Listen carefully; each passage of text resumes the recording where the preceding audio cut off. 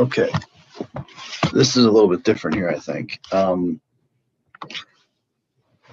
See the mouse here? I got it on here. Yeah.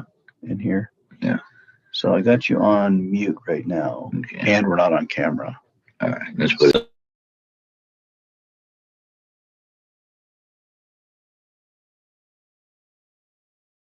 Put it on mute. So I don't know if you want to attempt to do a test with that. There's no other picture up here We're right still now. about 10 minutes earlier. Yeah, but we saw Horniak on there at one We point. did a moment. He might have turned his camera off like we did a moment ago. And what's this ready? Oh, there's Horniak. What's this? So I'm all set. Yeah, I think so. Yeah, Yeah. I think they're going to just present this for you. You just Yeah. watch it. Hey, Horny, can you hear me? I can't hear him. He's muted.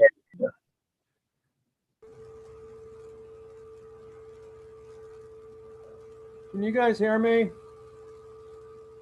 Yes.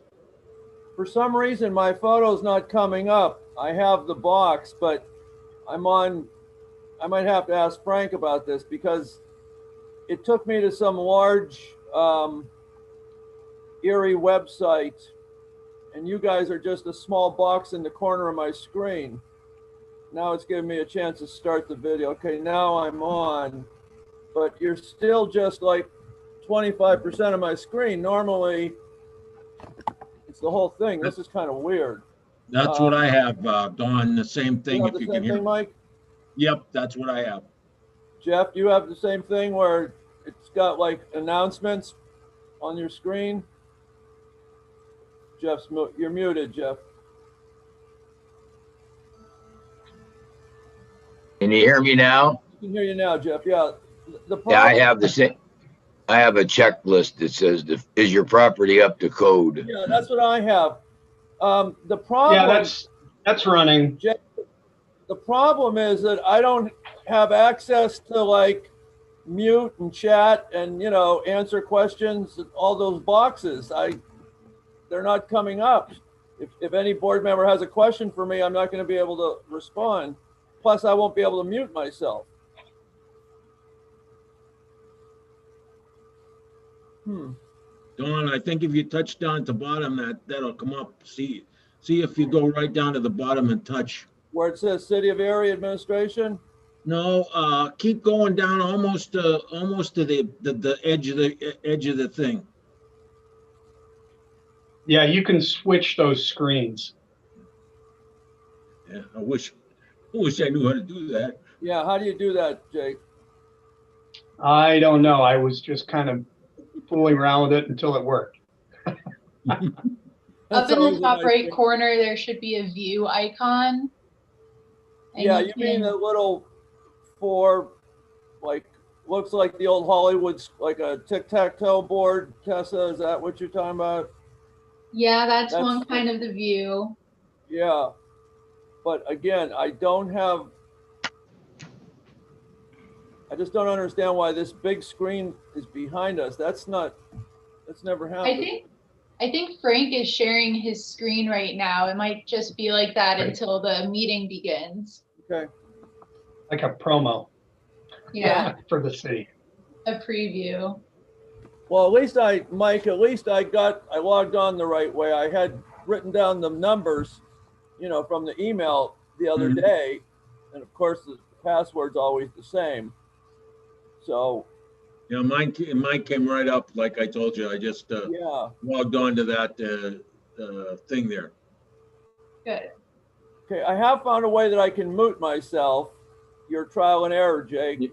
Now everything. Now the announcement screen is gone. Okay. Yeah, we're back up on good stuff now. Okay, now I'm back to full capacity. Okay, cool. It was better the other way when I couldn't see you. You couldn't see me, yeah. Or especially hear me. It's nice to it's okay to look at me as long as you don't have to listen to my rambling. Huh? Hey, Horny, can you hear me? Yes. Did you find out anything? Nothing. I did what everybody says I should do, and I haven't heard anything. Are you eligible to be reappointed? Do you know? I have no idea. I've had. See, I remember way back in the 90s when I first won. It was like a two 3-year terms you could have. In the middle of it, they changed it to 3-3-year terms, which I did. So I served the 3 terms, but then I had to go off, and I went off, and they appointed Father Simon, and that didn't work out for Simon or the zoning board. So they came back to me and said, "Hey, would you come back on?"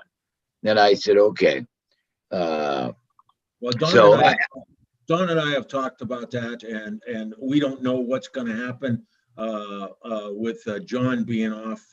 I could, there's a possibility if they need me, I have no problem of taking his, finishing up his term. no, I understand, but I think there is something written, and I asked Jake to look into it. There's something written somewhere. I think that, like me, I couldn't go another term, even though maybe I could have got appointed, but I had to go off, and then Come back when on. he, Yes. when he resigned, then I went back on a year later. Hey, guys. It's Selena. Hi. It's actually in our bylaws. I think Jenna sent them out a long time ago. I can re-forward them to everybody if you don't have them. Okay.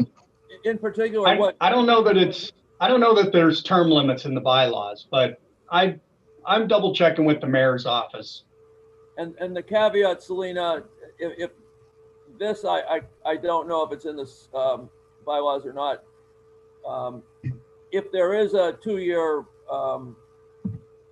term limit, the difference here is that we have a vacancy. Another board member who left like halfway through the term, so that wouldn't, whether that would be constitute a whole another appointment. That's the unusual nature of this situation. I think we just should leave it for the higher ups to figure I would out. like to see the bylaws about that, though, and I would appreciate it if I don't have them at my fingertips. I'm sorry, but I would like to read what they have to say about it. Like I said, I think we ought to leave it for the higher ups, and when they make their decision, we'll go along with it, and that'll be the way it is. Are we going to hold off Amen. voting then until next month? Mike, do you have the appointment from a council member? Do I have one Yes. right now?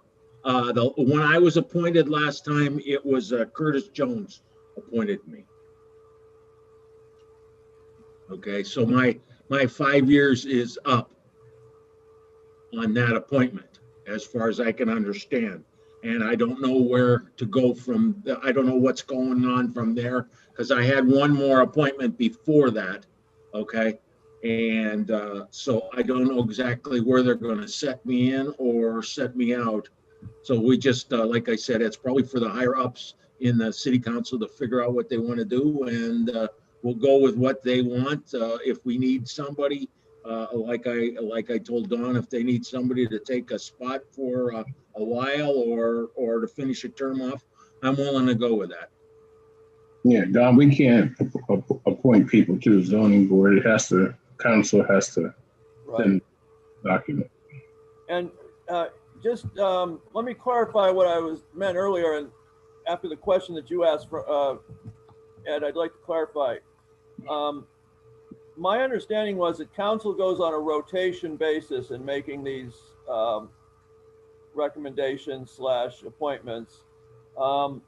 And what I meant was, I'm not sure if for John's remaining 3.5 years or whatever, I don't know if it would go back to the board member who appointed John or whoever took that board member's place if he or she is no longer on the board, or if the rotation would just, the next board member in rotation would appoint somebody to fill the vacancy. That's what I was referring to. I'm not sure if it would go back to the board member. In this case, the board member or the council member who appointed Mike is no longer on council. So whoever took his position, you understand? Yes. I hope I didn't make that more confusing, but that was the question that I had, is I don't know if the board member or the council member who appointed John would appoint someone new to fill his vacancy, or whether the regular rotation would just, you know, the next council member whose turn it is would appoint someone to fill John's place. That was one of the questions I had. It's ultimately the responsibility of council to appoint people. Oh yeah, no question about that. Yeah. Okay.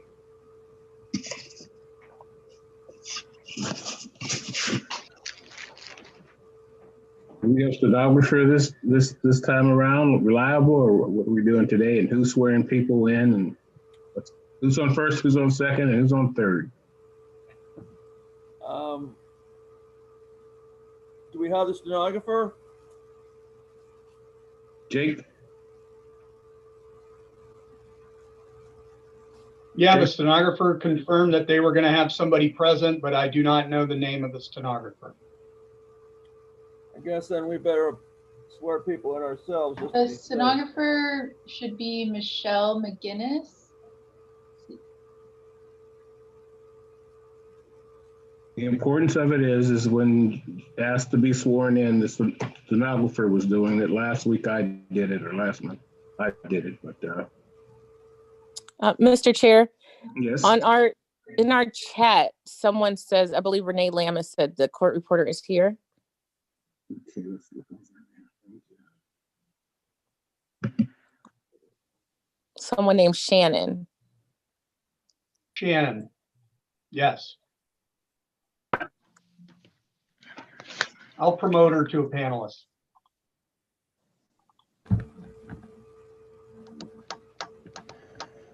She should show up shortly.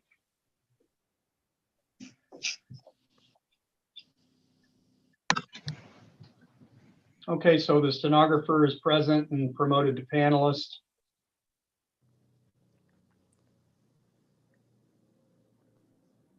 $102 ready to go. I'd like to call a zoning hearing board, City of Erie, Pennsylvania, for the purpose of the hearing of the official documents of appeals. Calling of the roll of officers.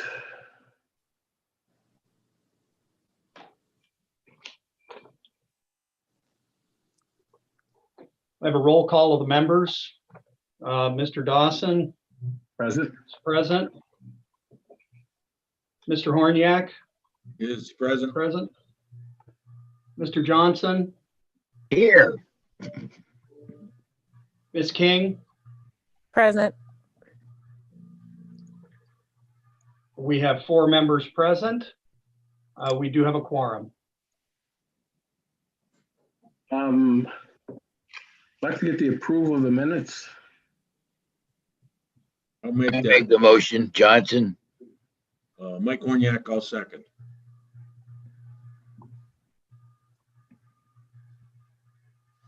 All right, Okay, motion. we have a motion and a second. All in favor, say aye. Aye. Aye. Jake, Thank you. first appeal. All right, the first appeal to be heard today is appeal number 12237 by Technical Graphics. Okay. This is concerning property located at 257 and 263 East 2nd Street. The appellant is seeking a dimensional variance to construct a 2-family dwelling in a WR zoning district. Per section 205 of the city zoning ordinance, the maximum lot coverage for this zone is 50%. A lot coverage of 68% is being proposed. Section 205.23 requires garage doors facing the street to be 20 feet from the property line. A garage door distance of 6 feet 1 inches from the property line is being proposed.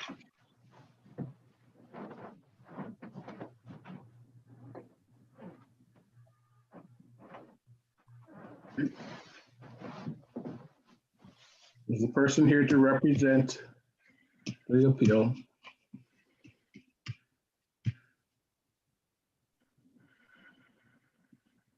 Ms. Forsch, could we just swear in anybody who's going to testify in this hearing. We'll do it at the beginning of each of the hearings. Aye. Whoever's going to testify, raise your right hand to be sworn. I don't know who's testifying. You swear or affirm the testimony about to give you the truth, the whole truth, and nothing but the truth?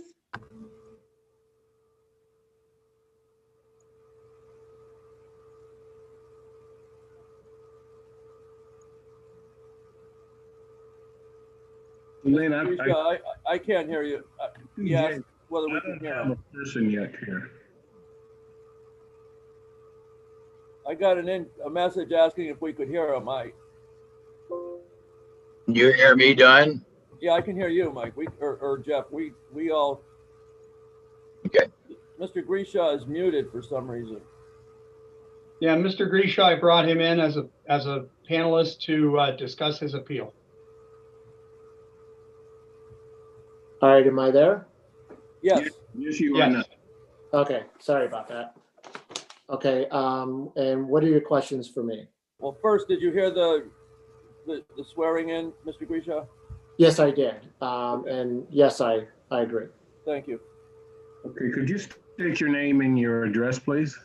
Sure. My name is Don Gresham. My office address is 3270 Cemetery Road, Northeast, PA, 16428. And this appeal pertains to what address? This is for 257 East 2nd and 263 East 2nd.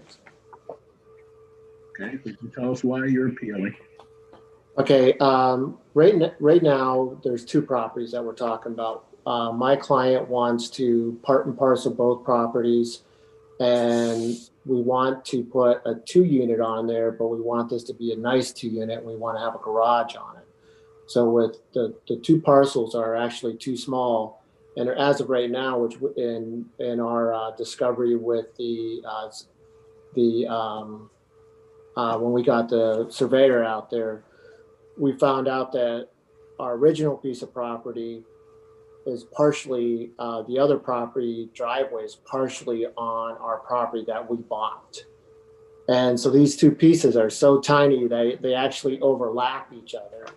And our whole goal is we want to take the derelict piece of property that's there. Can you see that in the papers that were submitted? Yes. Okay, that piece of property has just been a blighted eyesore for the community. It's been, there's been drug deals going on. There are homeless people living there. My client has boarded it up right now in trying to figure out what we can do with this. And our whole idea was to take that house there and completely remodel it. We want to put a garage in between them, a 2-car garage, and then another unit right next to it. And then, are you guys familiar with the Erie Insurance buildings over on 5th and German? I think Tessa would have sent a picture of what we want this to look like. Did you see that picture? Yes. Okay. Well, anyways.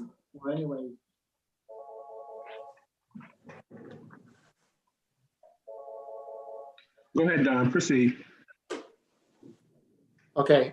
Anyway, so you see the building that we want that to look like, and now picture that building side by side with a garage in between it. And our hopes are to have the garage, because with the property being so small, the parking would almost be on the road, and we're trying to attract higher clientele for like the hospital or Erie Insurance. And we want, how our weather is here in Erie with being inclement, we want to be able to put their vehicles inside a garage. So Donald, this is Jeff Johnson. You keep referring to someone as a client. Are you a lawyer, or what's your role in this? Technical Graphics, we're a design firm, and my client has hired me to design this building for them on these two parcels. And who is the owner of the property? The owner of the property, hold on, I'm going to botch his name. I can give you the spelling. It's FEDORZAKUSILO.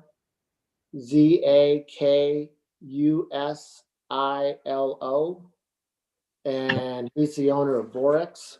And the 263 property is owned by Vorex, and the 257 property is owned by Repax, which he is the same guy that owns both. And Repax. What is Vorex? What are those companies? The company is actually right beside it. They're I honestly I have not asked them exactly what they do. I think they make tools, but I'm not sure. Okay. Do we have two different owners of properties there? Is that No. what you're saying? No, it's owned by the same property, or owned by the same owner, just under two different names. He's gonna part and parcel it, basically merge the two properties together to do this rehab. Okay, let's go ahead. His name is Boris? No, Fedor, FEDOR, Zakusilo. It's ZAKUSILO. Okay. And anyways, with our design, the 2-car garage would be roughly 20'8". The front doors would be 20'8" from the curb of the road. So you could park cars in front of it if you wanted to, or pull them in. Don, could you hold up for 1 second here, just for clarification purposes, to Jake and to Don Wagner? If the properties haven't been merged yet, is this cart before the horse? No, we're my client's trying to figure out what we can do with this, and that's why we had layered survey both properties, because we wanted to see what we could do with it. And then I was talking to the zoning board, telling them our idea, and what we're trying to do is get your guys' approval on what we want to do, and then we're going to go ahead, part and parcel them, and then start doing. For a second, Jake Welsh, is the property merged yet, or Don Wagner? Now, they probably haven't recorded a deed yet, but it's perfectly appropriate for them to make this request, and then the issuance of a permit would be contingent on the properties being combined. Ed, you were thinking very much what Mr. Dawson, you were thinking very much what I was thinking. I did want to point out to Mr. Grisha that if the variance is approved, that does not constitute a merger of the properties. You still have to go through the process of doing that. But I think Jake's answer was accurate. I think that we can make the variance contingent on the properties being merged. And if for some reason the recorder of deeds declines that, then it would void the variance. I don't see any problem with that, but I was thinking of the same thing. Thank you. Proceed, Don Grisha. Okay, do you guys have any more questions? Have you seen the picture of what we want the building to look like? I have a question, Don. What's the total dollar amount going to be involved in putting this project together? My client right now has expressed to me that they're willing to spend about $450,000 on this. Thank you. Now, just so I understand, they want to put one dwelling or one building on these two small properties. I do understand that, right? Or no. Making like a multi-unit dwelling. No. What's going to happen is we're going to put a picture, if you can, if you're looking in front of the property, there's going to be a unit to the left, and then there's going to be a single family unit, a garage, and then the 2-car garage. One car will go for that unit, and then the other car will go to the other unit. So it'll be a single family unit, a 2-car garage that's split, and then another single family unit. And all this will be on the two properties in question once they're merged? Yes. Okay. I apologize. I don't have the photo in front of me, but that was a good description. So I think I answered my question. Thank you. Okay, and we're trying to, if anybody's familiar with the properties that Erie Insurance owns down on 5th and German, there's a yellow house that was actually a historic home here in Erie that was reassembled there. My client has expressed interest on replicating that exact structure, but we're going to have to do it in a smaller fashion, and then we're going to do the 2-car garage in the same style.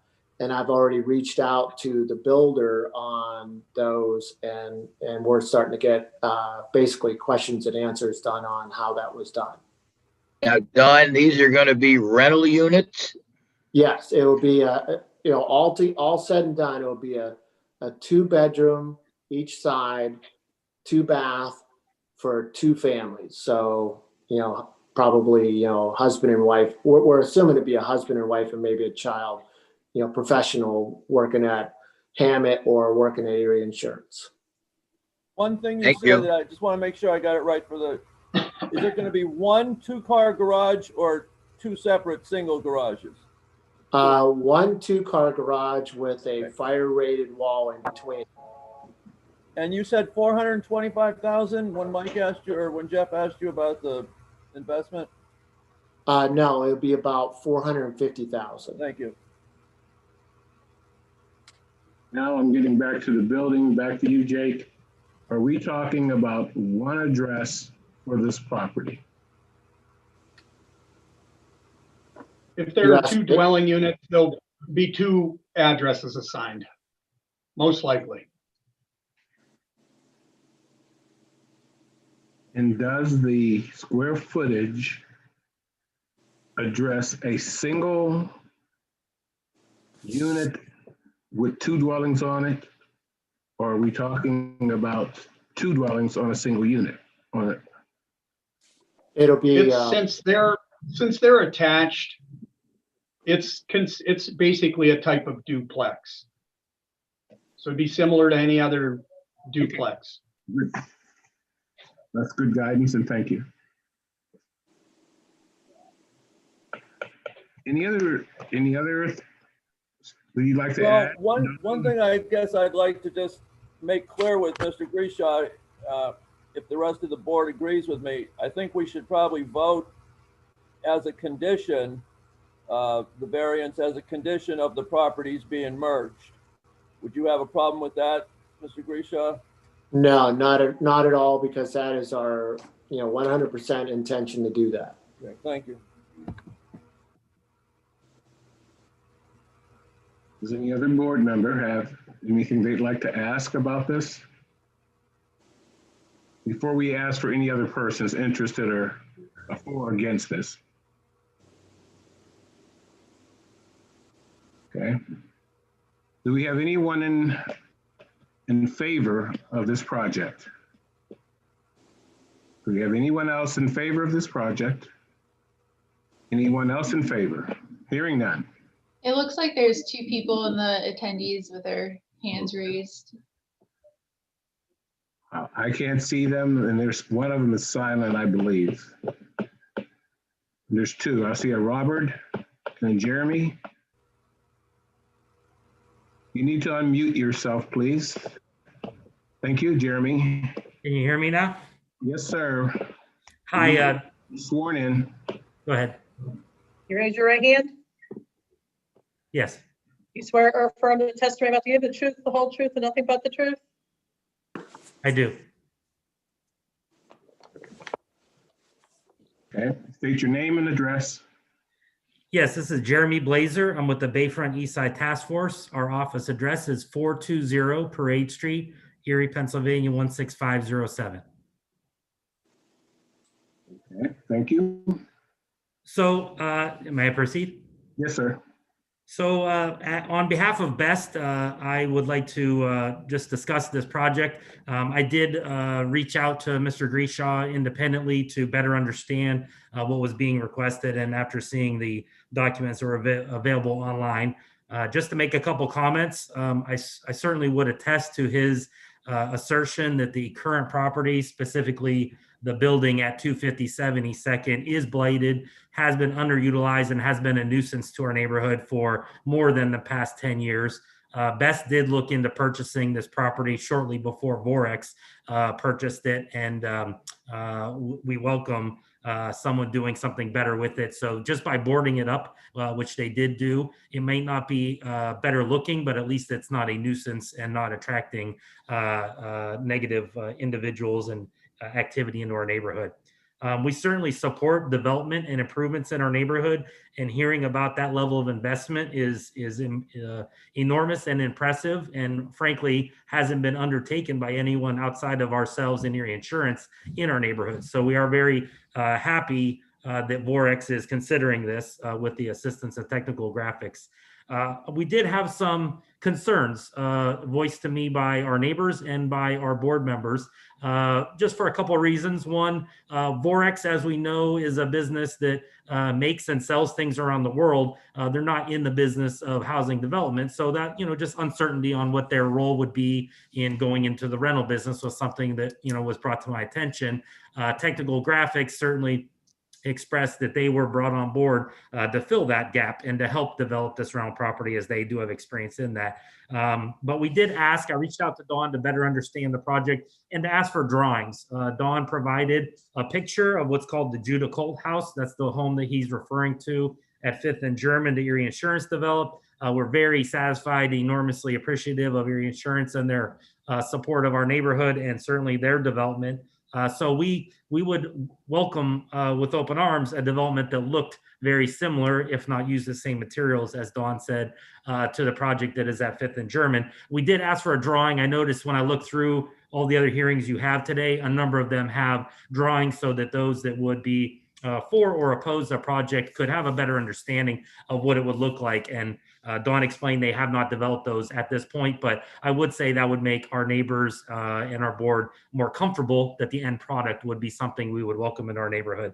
And the last point I'll make is just that the previous properties, the existing properties at 257 and 263, as well as the other other corners of that intersection, those all have already violated the zoning ordinance. So, for example, they're asking for a variance because too much of their building to open lot ratio is exceeded by the zoning variance. Well, the current building does the same exact thing. Same with the Vorex building on the other side. I'm not suggesting that we do anything about that, but I'm just pointing out that there are other zoning ordinances that have not been followed and have been grandfathered in. What they're requesting as far as how much building will cover the lot and how far the garage doors will be from the street is not something that we consider to be a big issue and is not a huge concern. Those are my comments. Thank you. Next. Who do we have? I believe you need to unmute yourself. There's a little microphone in your corner, left-hand corner. If you'll tap on it, the red will go away.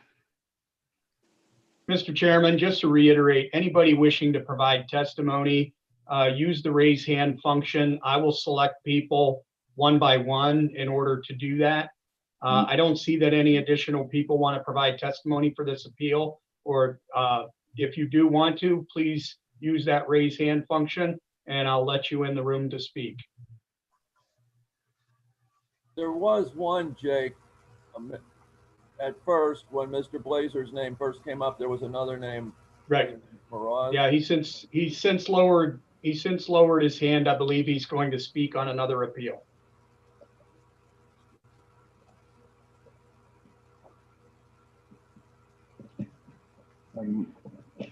To the board, I've also heard that you'd like to build a structure that is similar to the one on 5th and German. Is that something that we should consider as part of the conditions, since we have no picture at this time? Jeff, you're muted also.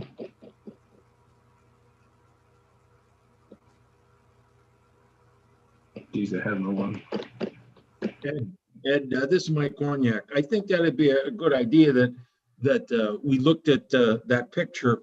I mean, we know basically what it looks like, but I think we could put a condition on that another condition, and this would be more for Don Wagner, to say that we would appreciate it if it would it would kind of match or mimic that building that we're looking at for condition of building or condition of your variance. Maybe something in the event like similar materials being used. That could possibly. That's the only way I could see it, Jeff. It'd be rather subjective. I mean, we could do something like that. I don't know how we would enforce it, but something like what Jeff said, I guess we could put as a condition. Mr. Chairman, Yes, I should point out to the board members and the attendees that since this project is located in a waterfront residential zoning district, it will be subject to the conditional use approval process. So the design of the building will be vetted by the city's design review committee and the planning commission before it's forwarded for recommendation to city council. that suffices. Okay. Thanks, Jake. Any other board member, would you like, have any other concerns? No, just that when we do this, we make it contingent upon the merging of the properties. Yeah, well, that's a condition we'll vote on. Yeah. Okay, So I call for a vote. all right, we're calling for the vote on the condition of merging the properties first. Should we ask if there's anybody opposed? I thought I did, they said there were none. Okay. Okay. Need a motion? I'll make a motion to make it contingent that the properties are merged before, to continue with the variance. Second? I second. Johnson seconds. Jake's got that recorded. How do we vote? Right, Jake? So this is a vote on the condition that the properties be merged prior to approval. The variance would be voided if the properties are not merged, right? Okay. Mr. Horniak, how do you vote? I vote yes on Mr. Johnson? Yes. Ms. King? Yes. Mr. Dawson? Yes? That condition is approved.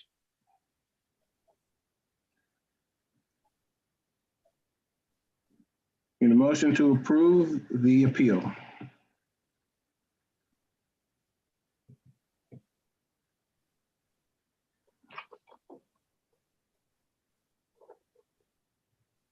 Are we gonna vote then? Are we calling for a vote on the appeal?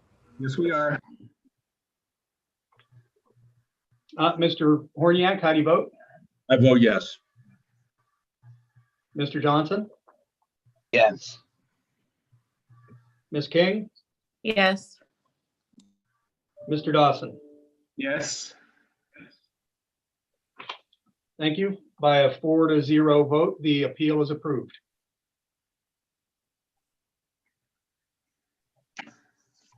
The appellant will be contacted, notifying them of the decision. Next appeal. I should have asked about this. I'm sorry, Ms. Forsch, beg your pardon just a second. I should have brought this up prior to the hearing, but are we going to do these next two as one, Jake, or are we going to do them individually? I was kind of just noticing how they're essentially I've got two requests. for $300 each, so I wouldn't deny somebody who's paid their money. Oh, that's a good point. Thank you for bringing it up. All right, I'm sorry I even disregard that. You can strike that from the record, please. Proceed, Jake.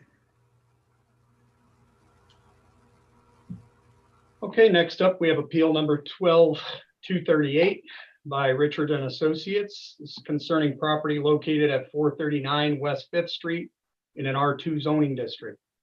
The appellant is seeking a dimensional variance to subdivide the parcel in which a two-family dwelling currently exists. Per section 205 of the zoning ordinance, the minimum lot area per family is 3,000 square feet. A lot area of 2475 square feet per family is proposed.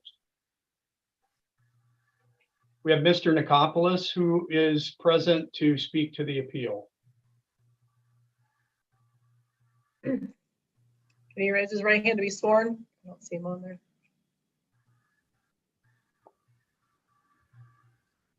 Is he on? Yes, he is. Mr. Nikopoulos?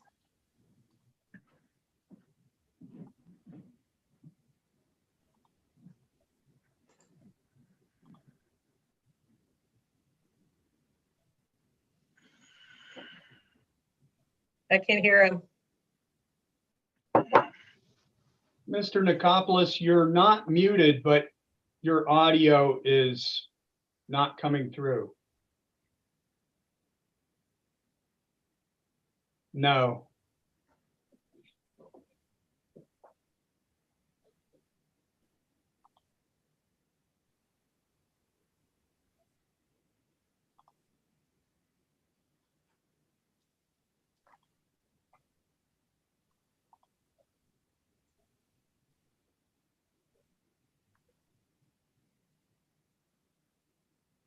Mr. Nikopoulos, can you call in?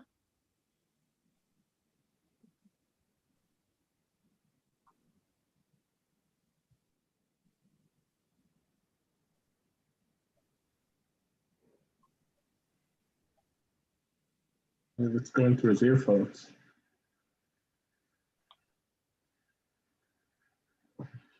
Ed, I don't think his mic was working on his phone or on his computer. Yeah, there he's calling in.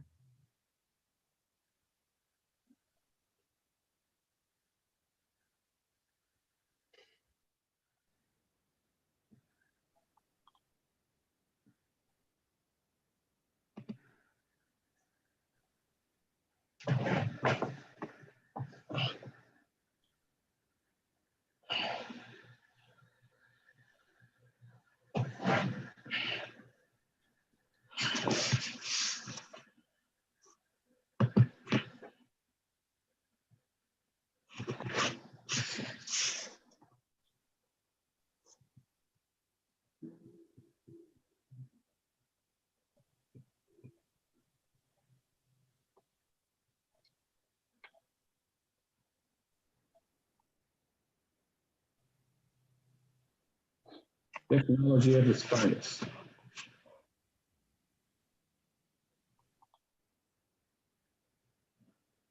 Flashcards?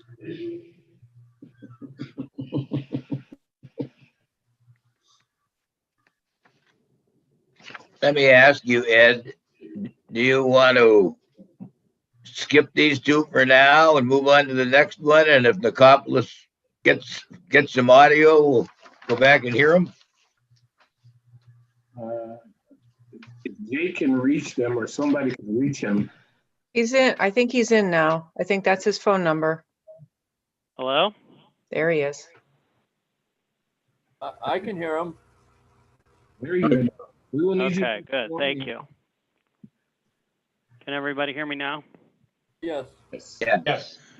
Okay, well, swear me in. Okay, raise your right hand. Raise your right hand to be sworn. Do you swear to affirm the testimony about to give the truth, the whole truth, and nothing but the truth? Yes, ma'am.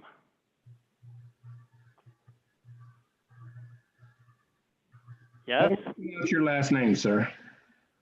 Okay, I am Vasilios Nikopoulos. I'm an attorney at Richardson Associates, and I represent three parties. I represent Jamie Carnes and Michael Newmer, and I also represent Reed 420 LLC.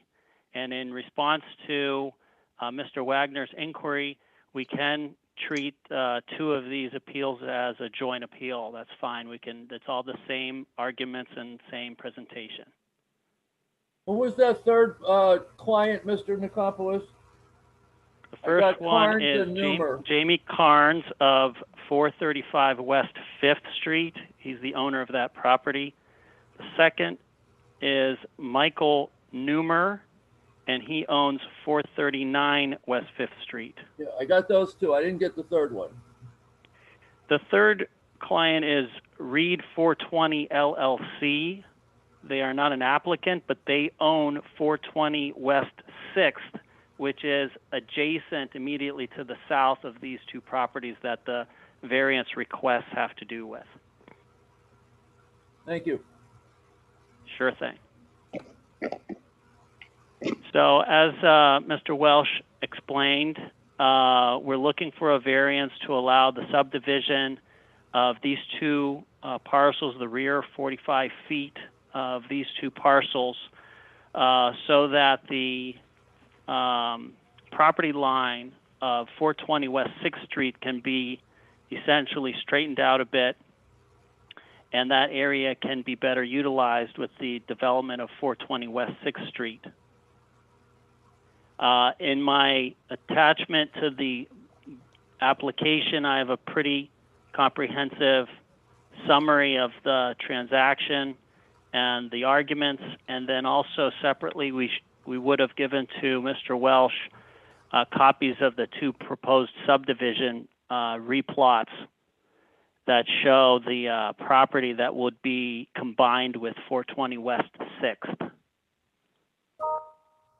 I want to reemphasize there are two appeals here, and if there was a problem with one of the appeals, we would be looking at two instead of one. So my concern is that you proceed with one, let's get through it, and you proceed with the second one, let's get through that one. And hopefully we'll be efficient and judicious with our time. However you would like to do it, Mr. Chairman, that's fine. Thank you.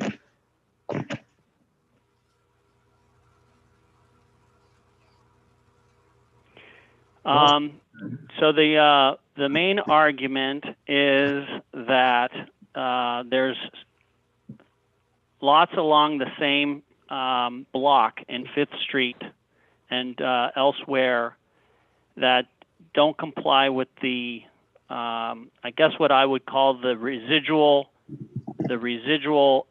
area requirement for 2-family and 3-family residential structures. If you just look at the replot that I have, it gives you a small snapshot of that block. There are several properties to the east and west that have the same depth of the lot. And in fact, there is only one other lot along the south side of West 5th Street on that block that has a deeper lot than each of these properties that we're talking about.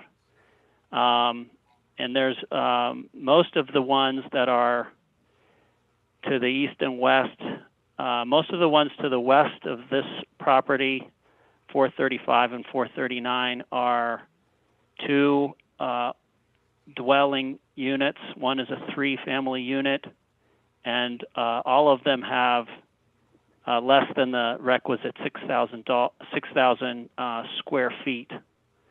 And in fact, many of them are even smaller than the proposed residual area of these two lots, of this lot. So I don't know if you have any further questions, but that's the basic argument. In addition, the parcels that are being proposed to be subdivided, they have garages on them that are not being utilized by the tenants of the buildings. And in one case, the garage is in a dilapidated condition, and the owner, and I don't know, Mr. Welsh, could you tell me for this appeal 238, which address are we referring to, just for my reference? This would be for 439. Okay. All right. All right, so in 439, the garage is in a state of decline, and the tenants are not willing to pay extra rent for that garage, so there's no incentive to make further improvements. The long-term plan for that would be to demolish the garage and utilize that space for the development of 420 West 6th Street.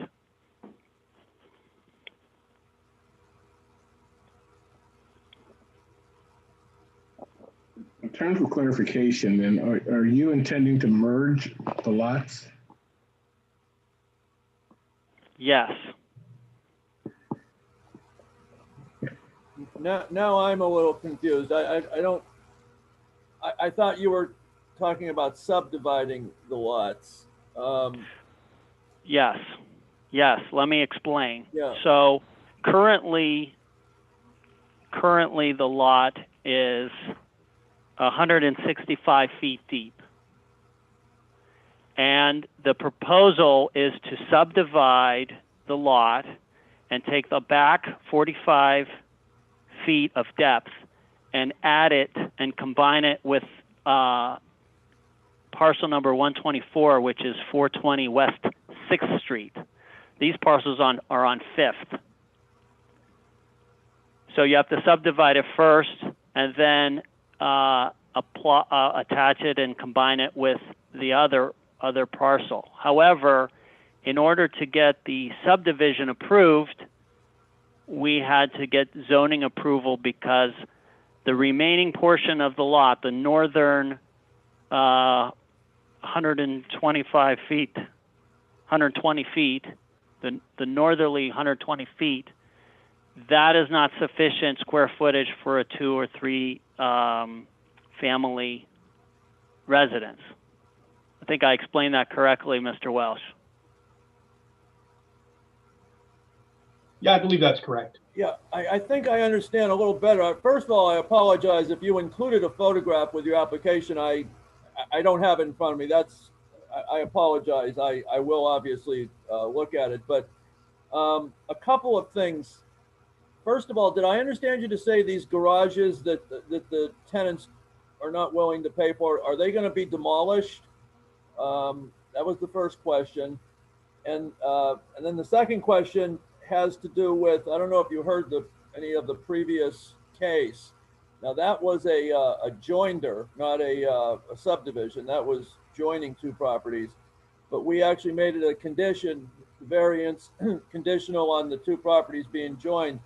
I don't know if that would be appropriate here, but would you have a problem if we put some sort of a condition that the subdivision that you're proposing, if for some reason it doesn't come to pass, that the variance then would be voided? No, because let me back up a second. So we have a purchase agreement to purchase 420 LLC, which owns 420 West 6th Street, has a purchase agreement to purchase this 45-foot deep piece. The purchase agreement is conditioned upon the approval of the subdivision, and after the closing happens, there will be the combination deed filed. And so if the subdivision doesn't happen, the purchase won't happen. If the zoning appeal is not considered favorably, the subdivision won't happen, the purchase won't happen. So I don't have any problem conditioning the zoning approval on the ultimate combination of these properties, or the, however you want to address that. Well, thank you. The only thing is the timing, because the project on 420 West 6th is ongoing. I can't tell you a time frame for the combination of the property in the future, but at some point it will be combined. And thank you for pointing all that out, especially the part about Reed 420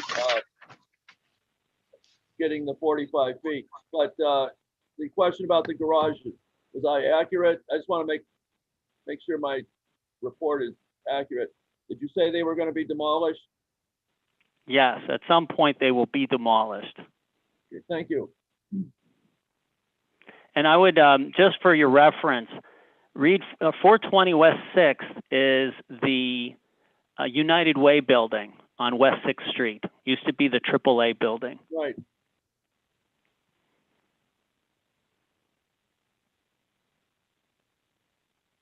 So if I understand, and first I'll hear from other board members, please. Any questions?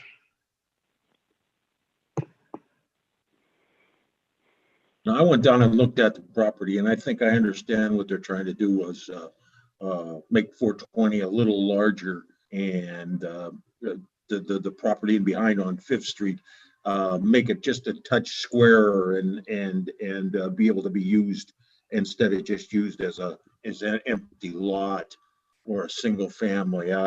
You know, that it seems to be a reasonable ask. And I would add to that comment, actually, that there still will be, without the 45 feet, there's still sufficient area in the parcel for the tenants to have off-street parking behind the buildings on Fifth Street.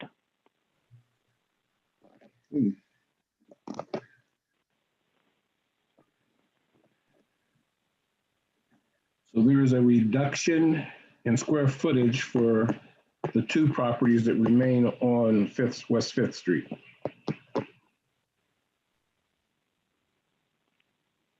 Or similarly to the properties that exist to the south and north of those properties, or east and west of those properties, rather.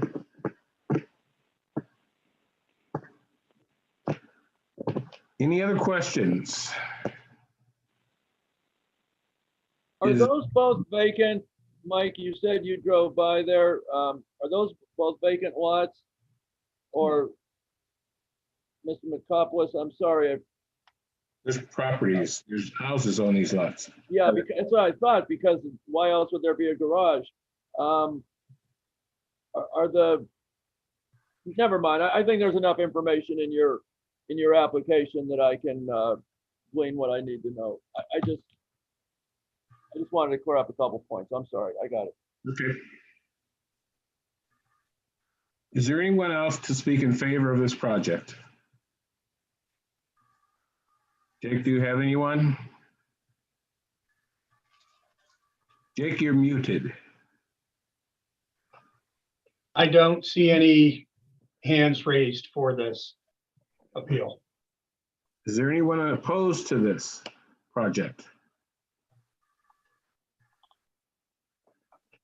Is there anyone opposed to this project? Now, as a means to make sure that we're addressing these properly, although we reviewed both projects, shall we vote separately on each project as the appeals indicate?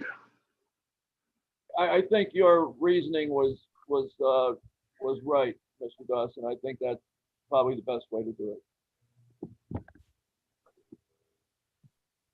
If there's no one else to testify, is there any other member of the board who has any other concerns?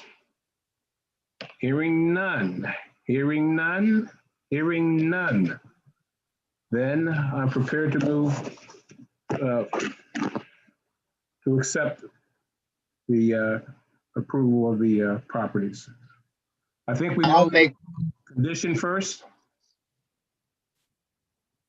Sure. Okay. Go right ahead. Well, I'll make that motion that the variance is contingent upon and conditioned on the combining of the lots at a future date. Mike shaking his head. I'll second it. All right.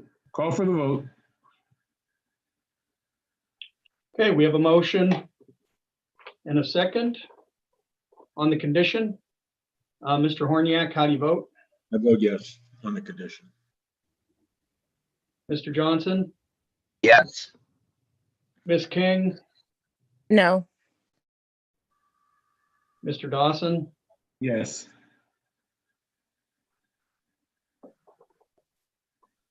the condition is approved. Would you like to call for a vote on the appeal? Appeal number? Number 12238. Thank you, sir. Mr. Horniak, how do you vote? I vote yes. Mr. Johnson, Yes. Ms. King, No. Mr. Dawson, Yes. by a 3-1 vote, appeal 12238 is approved. Call for a vote on appeal 12239. Condition? Be the same condition that we had on the other variants. The combining of the lots at some point, a future date. And I'll second that. Call for the vote? Okay, we'll have a vote on the condition. Mr. Horniak, Yes on the condition. Mr. Johnson, Yes. Ms. King, No. Mr. Dawson, Yes. call for a vote on appeal 12239. Mr. Horniak, how do you vote? I vote yes. Mr. Johnson, Yes. Ms. King, No. Mr. Dawson. Yes. By a 3-1 vote, appeal 12239 is approved. Very Thank much. you, Mr. Nikopoulos. Mr. Nikopoulos, are you still there? I am. What is your first name? Bill Vasilios, but I go by Bill. Very good. Thank you. You're welcome. Thank you very much, everyone. Thank you, sir. Thank you.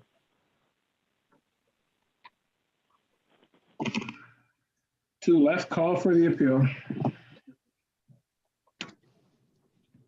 Next up on the agenda, we have appeal number 12240 by Child Development Services. This is concerning property located at property index numbers 2007-212, 211, 210, and 208. The appellant is seeking a dimensional variance to construct the daycare center in a C3 zoning district. Per section 205.29 of the zoning ordinance, no front yard setback is permitted in the C3 district. A front yard setback of 51 feet is being proposed.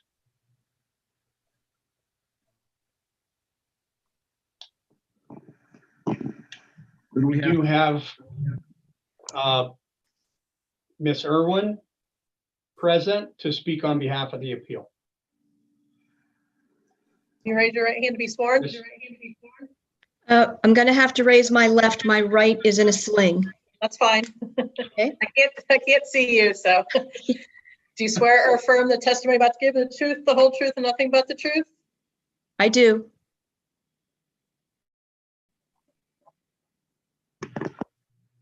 Ms. Irwin, would you proceed? Sure. Child Development Centers is in the process of closing on property on 10th and French to build a 14,000 square foot early childhood center for downtown working families and any others, of course, who would like to use our center. I also have with me in the background Bob and Joel Mars, who are hanging around in case there are any questions, who are our architects.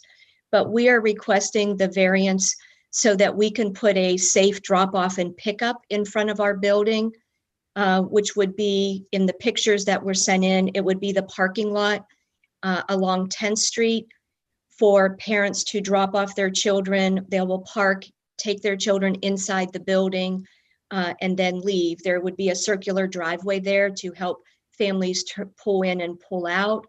by being able to put this setback, we will safely have the children being dropped off. If we are not able to do that, families would have to park along 10th Street and be street parking and then walk their children into the front of the building, which would not be as safe. For our regulations by the Department of Human Services, safe drop-off and pickup procedures are very important to the state. And by putting this setback and moving our building back to have that parking lot for drop-off, we would be able to comply with those requirements from the state.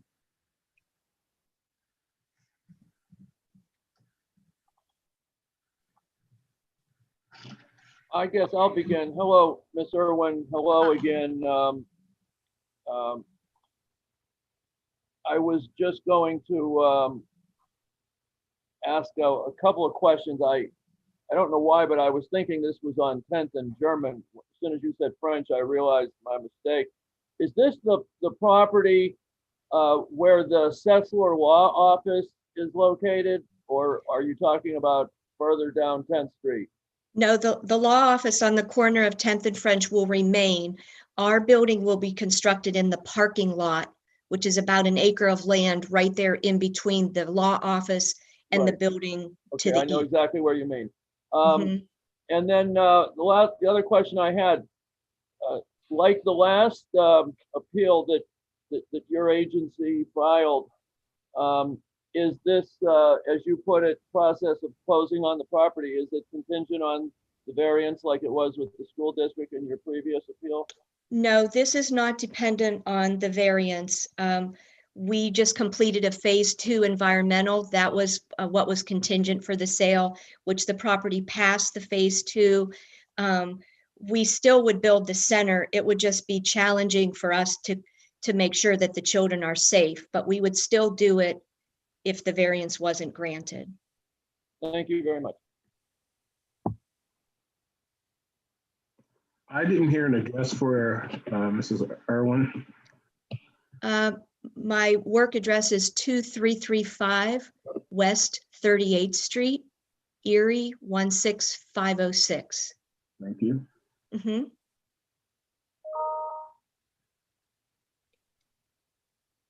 I believe that Bob and Joel Mars had submitted a sketch, right, to you folks to show the way the building would look with the parking lot there at the front as part of our application.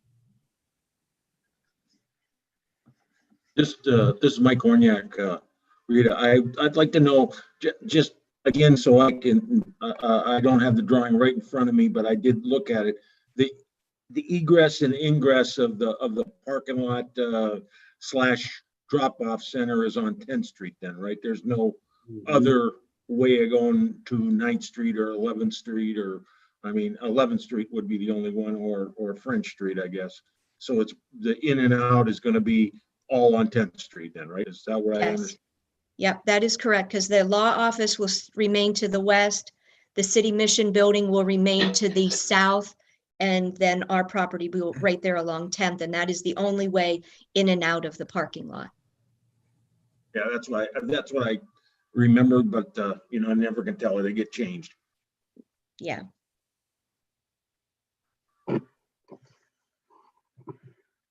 Any others in favor to testify? This is Bob Mars, architect. Just one thing I'd like to build on what Rena was saying. Before you go, Mr. Mars. Pardon me? Sworn in. Robert Mars will have you sworn in first. All right. Thank you. Raise your right hand, please. Yes. You swear or affirm the testimony about to give the truth, the whole truth, and nothing but the truth? I do. Proceed. Yeah, as I was saying, the drop-off area, one would enter the parking drop-off area traveling east. Okay, and then the parking is angular parking, so it's one way through the drop-off area, and then they would exit the parking further east on the other end of the lot. So it would be a safe one way in and out of the parking area. Many years ago, I was involved with the setback of the parking authority building at 10th and French. And that building is set back from the property line for similar reasons. As one comes out of the parking ramp, we felt it needed to be a little safer condition. So we asked for a variance for a setback and was granted that probably 20 some years ago. That's all. Any others to testify in favor? Any others to testify in favor of the project? Any others? Hearing none. Those opposed have the same right. Is anyone opposed to this project? Anyone opposed to this project? Hearing none. Board, do you have any questions or concerns?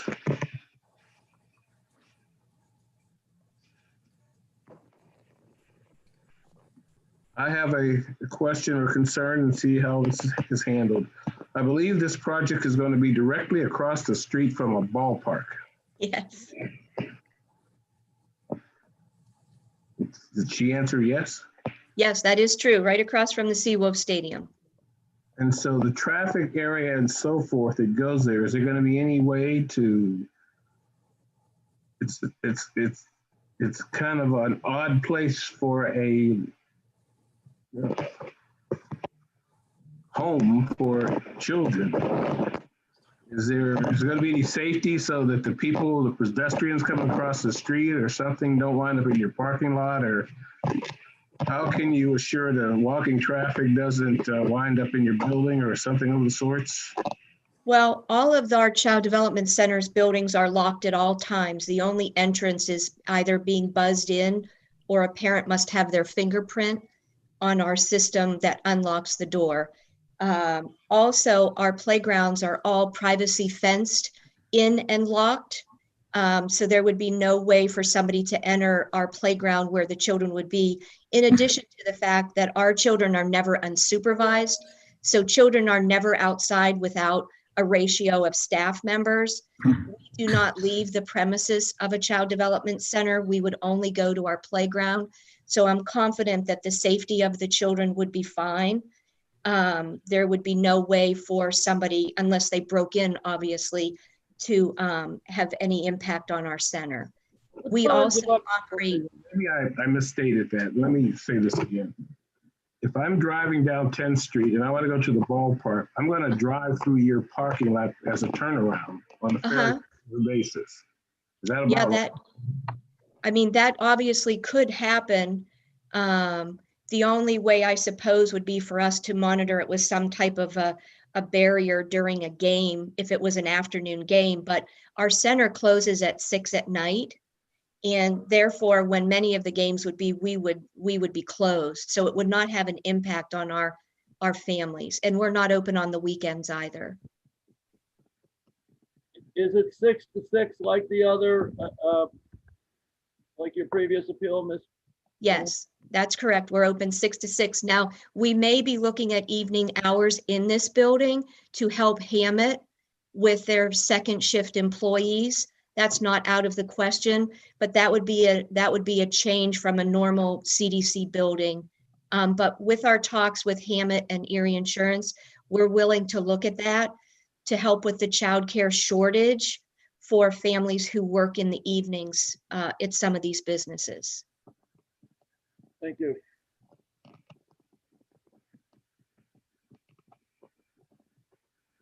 I guess once again, my concern is you talked about some type of way to prevent the cars coming through your lot. There's very limited parking in the downtown area there. Mm-hmm. Persons generally park in that lot, and I guess if you're building, that won't happen any longer.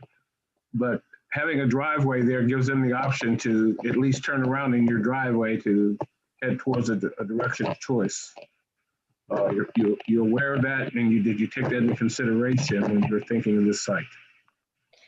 Yes, we are aware of it. I guess we won't know how many people that will be until we have a season to contend with. But I suppose that if it gets to be something that's out of hand, we would have to look at other measures to try to lower that traffic.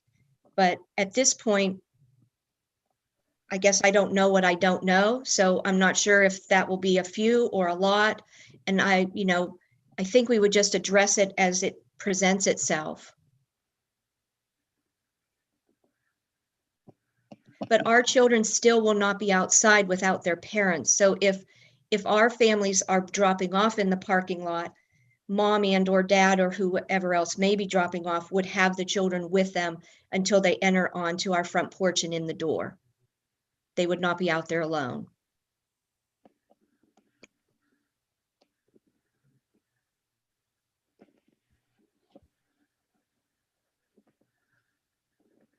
Any other members of the board?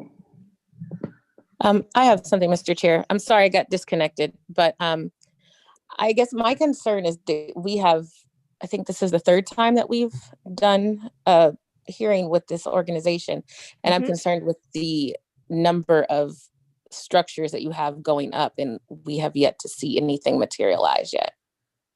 Well, 903 Payne Avenue is complete. We're ready for inspection. There's already been one inspection by city BIU to verify completion of the plans. We just haven't moved in and opened the building yet because of COVID and the lower enrollment that we're able to accommodate at our St. John's building. We're waiting to hear of an early Head Start grant that would fill that building with infants and toddlers. So we purposefully haven't moved into Payne Avenue. And then the Roosevelt property is geared to be a 2021 project, just like this one would be. So we're not really behind on our timeline. We know at Roosevelt in this one that we would not be breaking ground until the spring. Okay. And then there are, as far as I know, at least 4 other daycares and at least in a mile radius of where you're planning to open.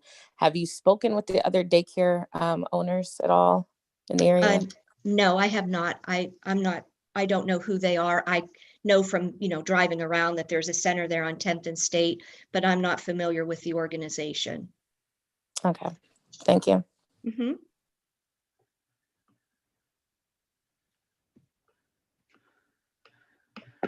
Mr. Wagner. Yes.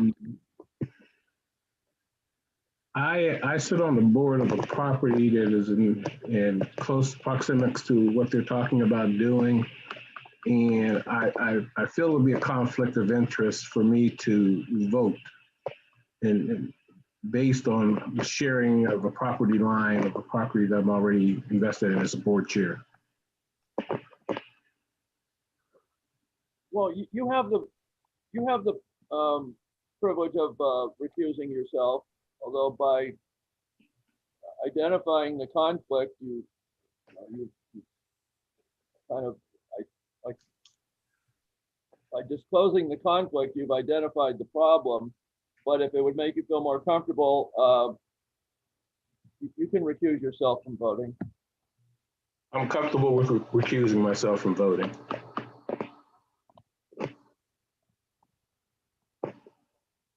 Okay.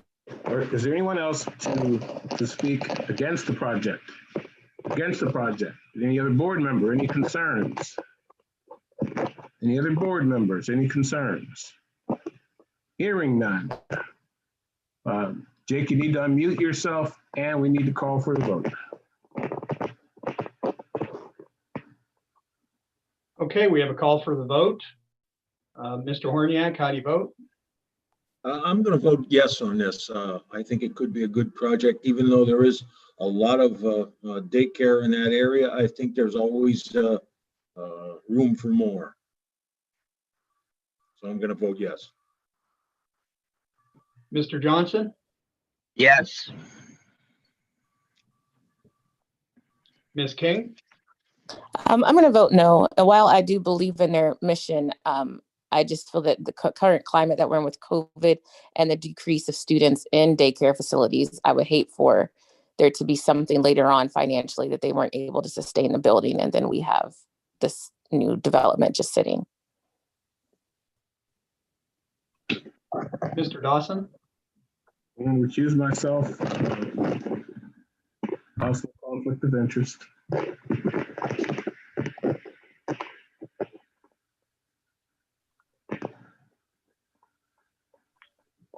So Mr. Wagner, we have a 2-1 vote with 1 abstinence. 1 abstention. Yeah, we still had the quorum even with the abstention. That's why I didn't think it would affect the vote. So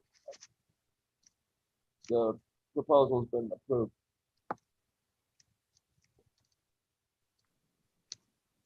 Okay, thank you for the clarification.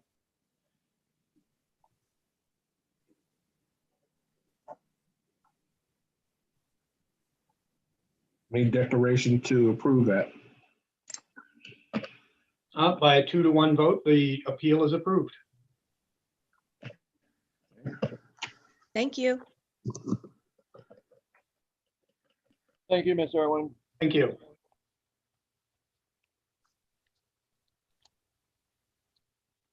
Next appeal. Next appeal is appeal number 12241 by PE Real Estate Holdings LLC. This is concerning property located at 824 and 828 West 2nd Street in a WR zoning district. The appellant is seeking a dimensional variance to construct a 9-unit, 3-story multiple family dwelling per section 205.11 of the city zoning ordinance. The required front yard setback must be the average depth of the existing structures located between 2 intersecting streets, plus or minus 5 feet.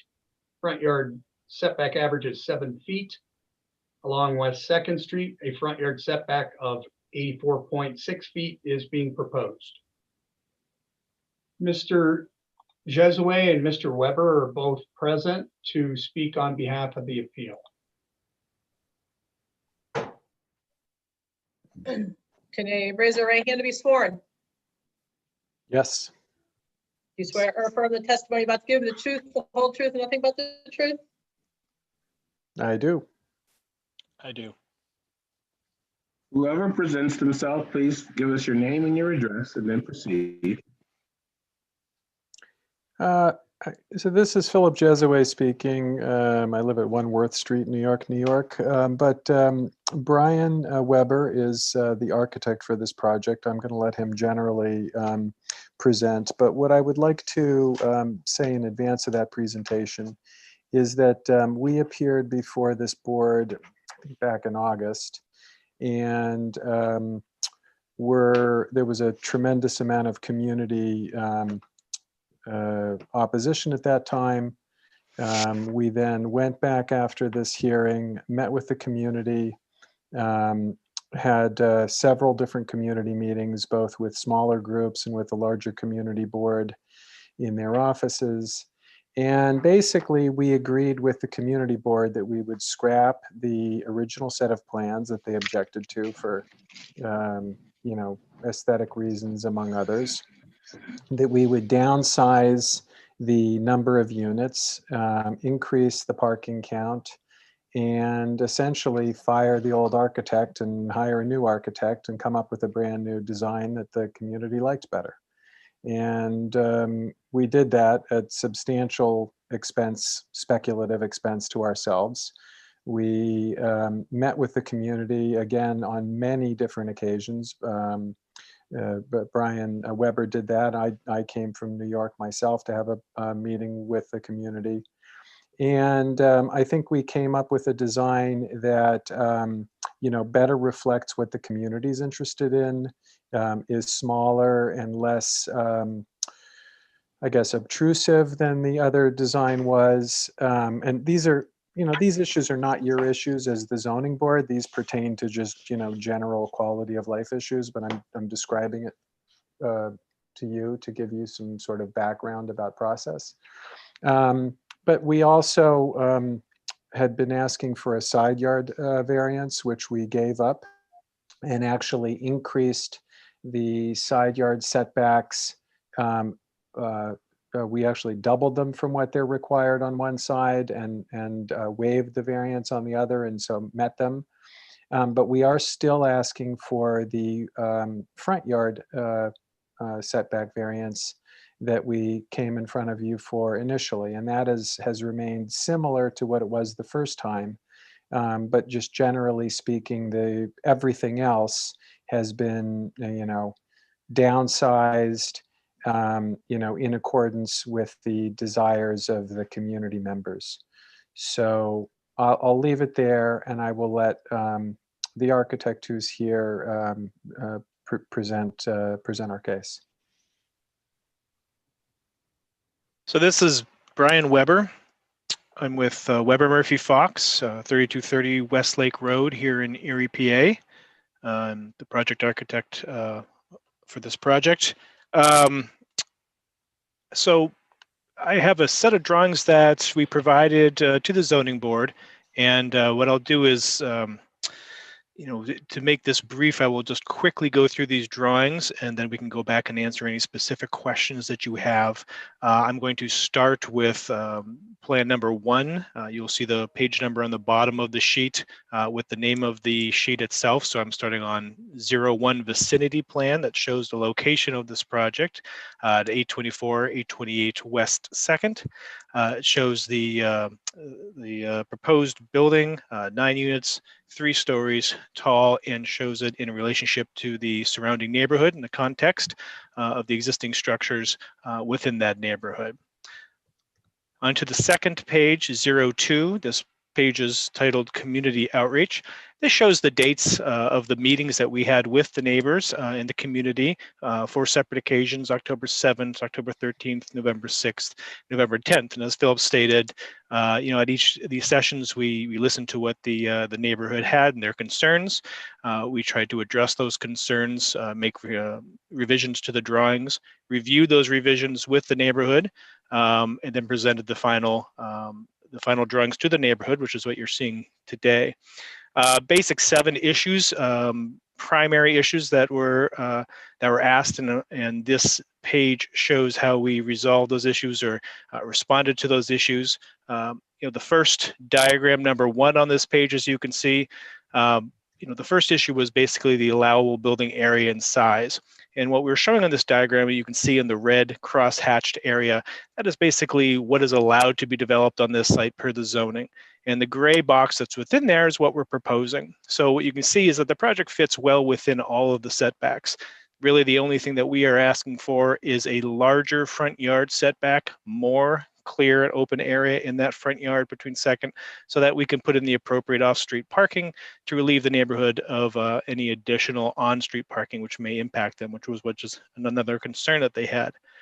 Number 2, you can see we reduced the count of the building from 12 to 9, a significant reduction, as well as reduced the footprint of the building by another 30%.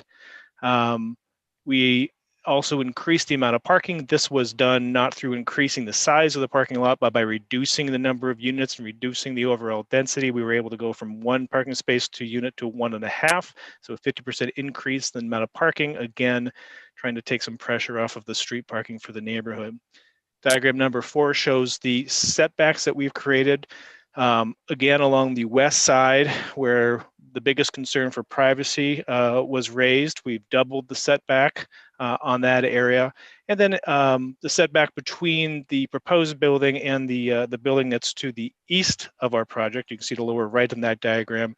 The original building was about 7 feet away from there, and we increased that to about 27. You'll see that green circle showing the larger setback there as well. Privacy concerns that were raised with windows and being close to the properties on the west-hand side, we went out and located all the existing windows and then redesigned the project to make sure that any windows on this proposed unit was not in alignment with those windows, making sure that we increase as much privacy as we could between those 2 structures. We also, on diagram 6, you can see we relocated the entryway. There was concerns about the original design entryway coming off of that west side, also impacting privacy. So we moved that directly to the south to increase that privacy.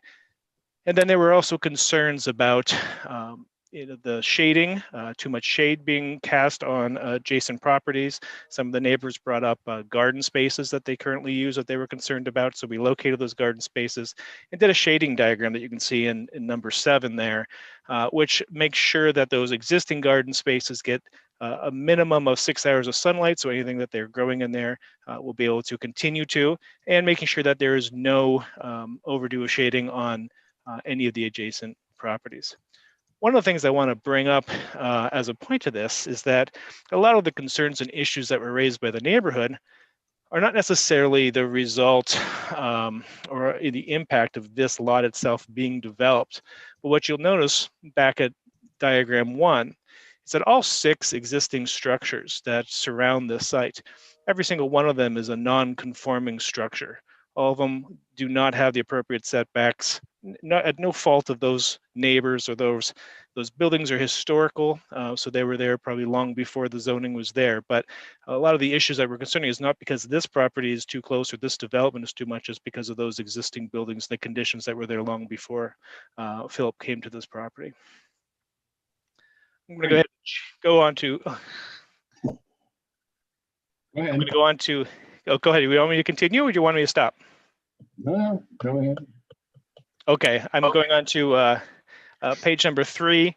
Again, looking at the height reduction that we did with this, you can see the top diagram shows the zoning allowed height, which is 50 feet.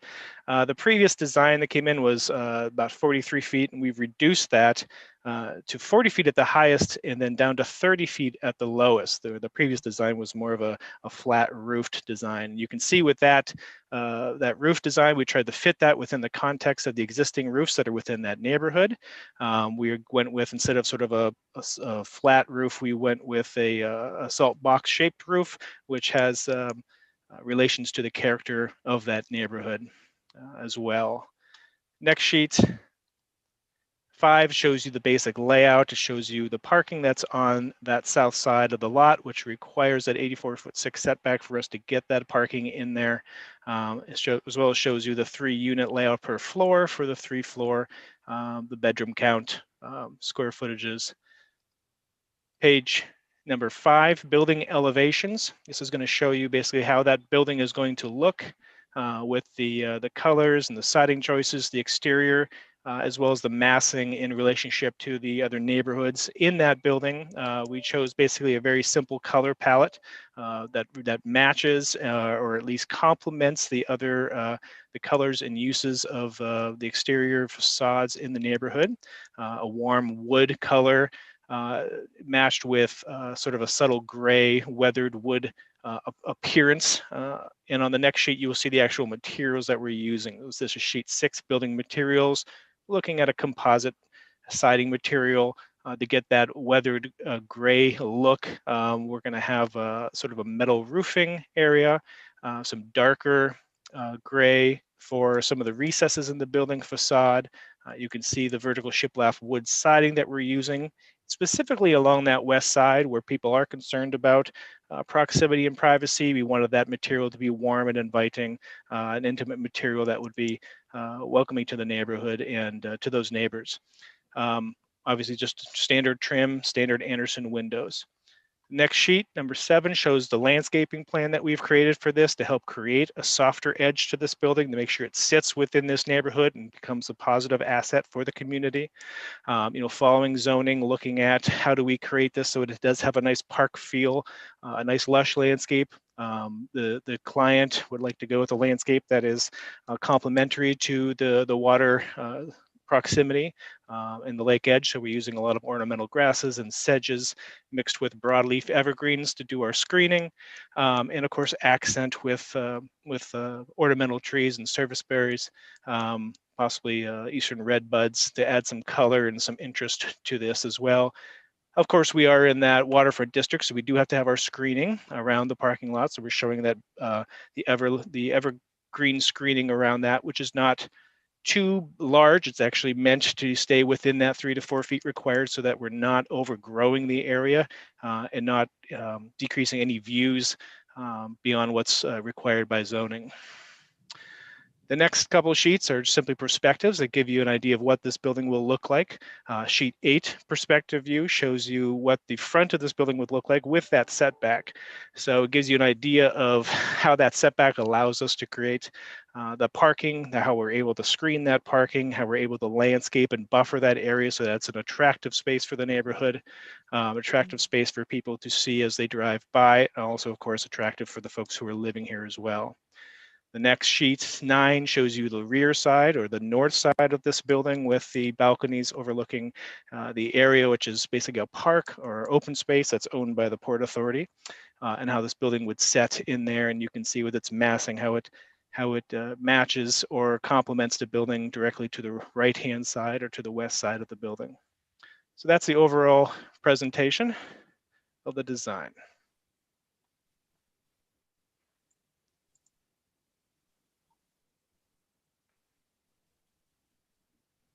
You're muted, Ed. Is there anyone else to speak in favor? Let me just ask one quick question. Either one of you can answer it, but Mr. Weber,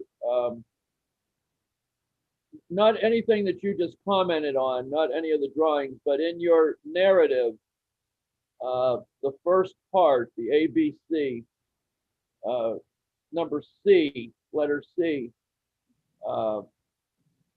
something about the Port Authority owning the adjacent property. Can you explain what you mean by that? I'm not sure exactly what you mean by that.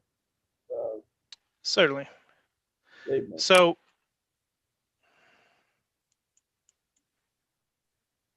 go ahead, Brian. So C, I think what's interesting about this property is because that north side has a large open space. We can call it a park, even though it's not necessarily programmed as a park. It's really just a natural open space, maintained partially by the Port Authority and partially by the neighbors who own it. This is an attractive space.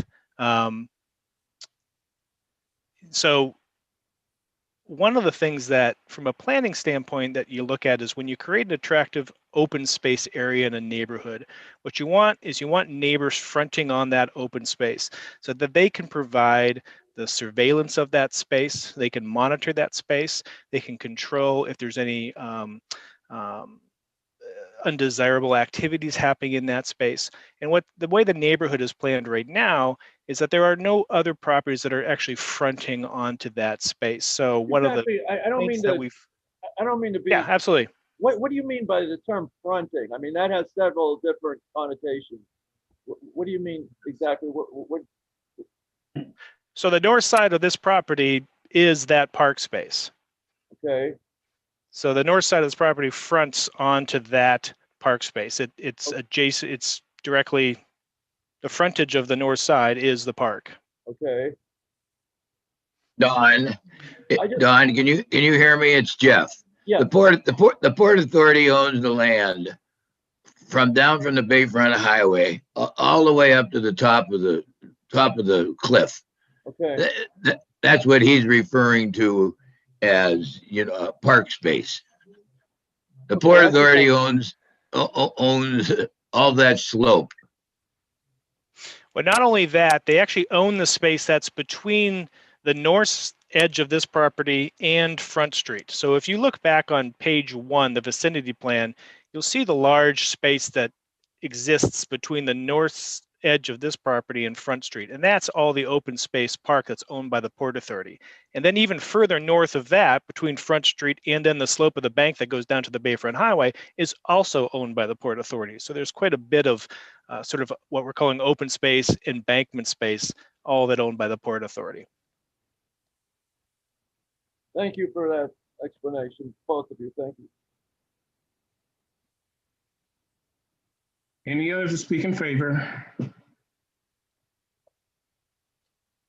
We do have several people who have raised their hand. I can call on them one by one. We'll start with Susan Day. You raise your right hand to be sworn. Yes, Susan Day. You swear to affirm the testimony about to give the truth, the whole truth, and nothing but the truth? I do. Okay, I would just like to speak in support of this project. I think it's something that Erie, Pennsylvania needs. Finally, somebody that's taken an interest in developing some bayfront views, lakefront views. As a realtor, I know how coveted the bayfront views are, and Mr. Jesue has and Mr. Weber have developed this property, so it takes full advantage of that. And I think that is a need and a want of a lot of people in this area. And I feel the fact that they've put a lot of extra time and effort in this to take into consideration all the neighbors' concerns and take, this has been going on for a long time, and, you know, redrew everything to accommodate their concerns. I think that's very admirable. And unlike a lot of developers, and I think thank him for that. And I think this is very exciting for Erie, and I hope that this can finally happen. Would you give your address, please? 300 Madison Avenue, Erie, PA. Anyone else to speak in favor of the project? If you have something new, please say new. If you'd like to say ditto, you can say ditto, and we understand. Anyone to add any new testament of support? Yeah, Dan Mr. Dahlkemper here. Dahlkemper? Can you hear me, Jake? Okay. Yes. Yeah, I'm Dan Dahlkemper. No, raise your right hand to be sworn. My right hand is raised. Do you swear or affirm the testimony about to give you the truth, the whole truth, and nothing but the truth? So help me God. So, and I'm a member of the Design Review Committee. I've been serving on the Design Review Committee for some time, and we review the projects that are in the Bayfront conditional zoning. Now, also understand that my wife Kathy and I are owners currently of this property, which is under contract, Mr. Jesue. But when we review projects that are Bayfront conditional zoning, we look at this as a little bit more flexible review for maintaining the look of the Bayfront. A lot of the setback requirements were under what you would think of as traditional zoning and requiring a setback to keep a traditional look. Erie's moving forward, and we've turned our face towards the lake. And I think it's important that we look at these projects in a different way to make sure that we're taking best advantage of the real estate we have along our bayfront to improve our neighborhoods. So I'm glad that in the last meeting, you guys passed the variance for the Gusick property. And I'm glad that you guys are getting another look at this project with the redesign. So I appreciate your flexibility on these types of projects and moving Erie forward with some more interesting projects that do fit into the neighborhood. So thank you very much. Thank you. Jake, who do we have?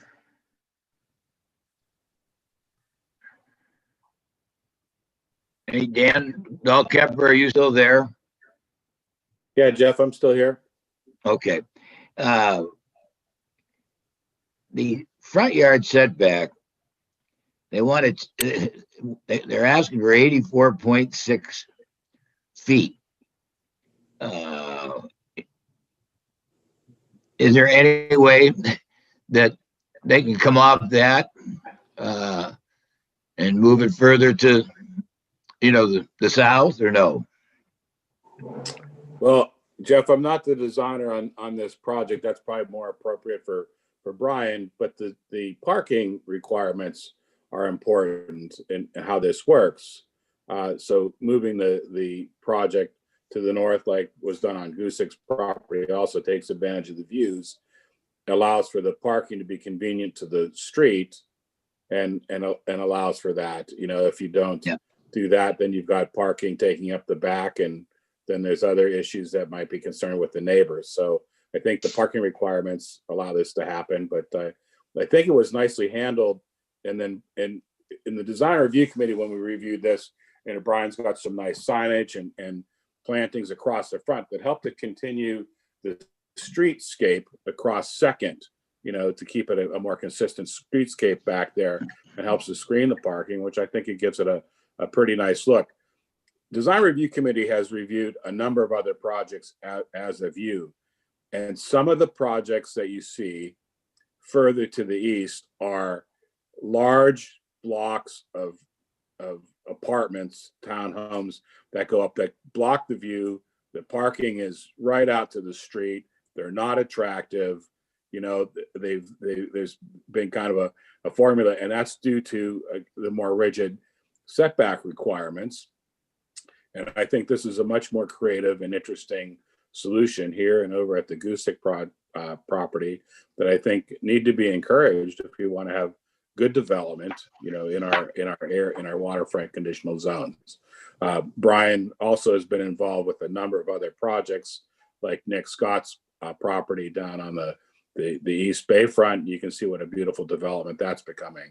So I think he's got a good creative eye for solutions on these areas. So that's my short answer. Yeah. Mr. Dahlkemper, while your microphone is still on, when you first spoke, I put down in my notes that you were on the Bayfront Approval Committee, and you corrected me when you described yourself as being on the Design Review Committee. Just for the official report, how should I, what should I put down, sir, as your position? And is it, can you very briefly explain what the Design what that committee is involved with? Is it an official, you need their approval before you can submit any developments? Can you very briefly? Yeah, I'm Mr. Wagner, I'm a member of the Design Review Committee. My memory fails me on how many years I've actually served on this. I think since we've had one, when the Bayfront conditional zoning went into effect. We are a recommending body. It's a couple architects, a historian, and myself as a landscape architect to review projects within the waterfront conditional zoning. And we recommend to the Planning Commission design aspects. So a Design Review Committee is I'm a member of. Does that answer your question, sir? Perfectly, thank you. Any other questions? Anyone else in favor? Jake, do you have anyone? Mr. Jesue, did you have some additional comments?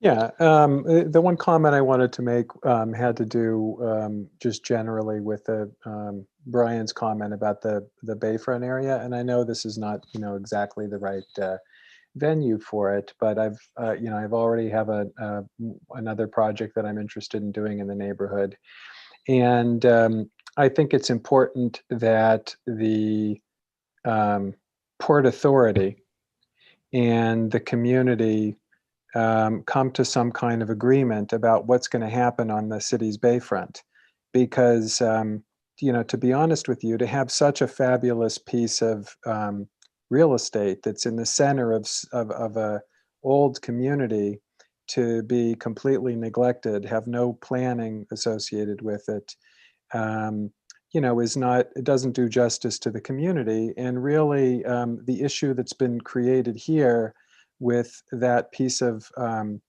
private land, it's public, but it's land that separates this property from Front Street, which would otherwise be the frontage, is a very exotic condition that is actually detrimental to the development of good urban condition in the city of Erie. And so, you know, I would ask the zoning board and the planning board, the planners, you know, in their capacity to, at some point in the near future, try to engage with the Port Authority to come up with a plan to really do something special and to enable a lot of these properties to get developed in a more organized fashion relative to Front Street and the views that you know, many people are seeking out in Erie. Thank you. Anyone else in favor? Jake, do we have anyone else in favor? We have Mr. Frazina, whose hand is raised.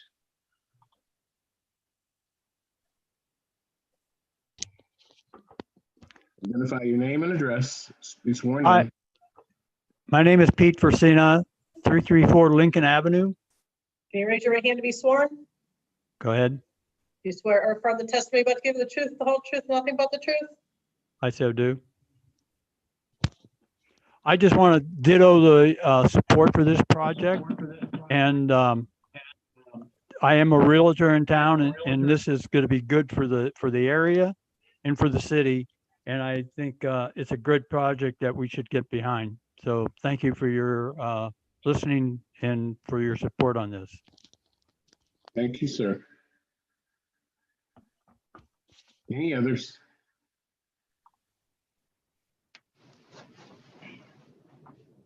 Hearing none. Those opposed, or anyone opposed to this project? Under public comments, is anyone else opposed to this project? Is anyone We do have several people that are beginning to raise their hand. I'll just call on them one by one, let them in. Thank you.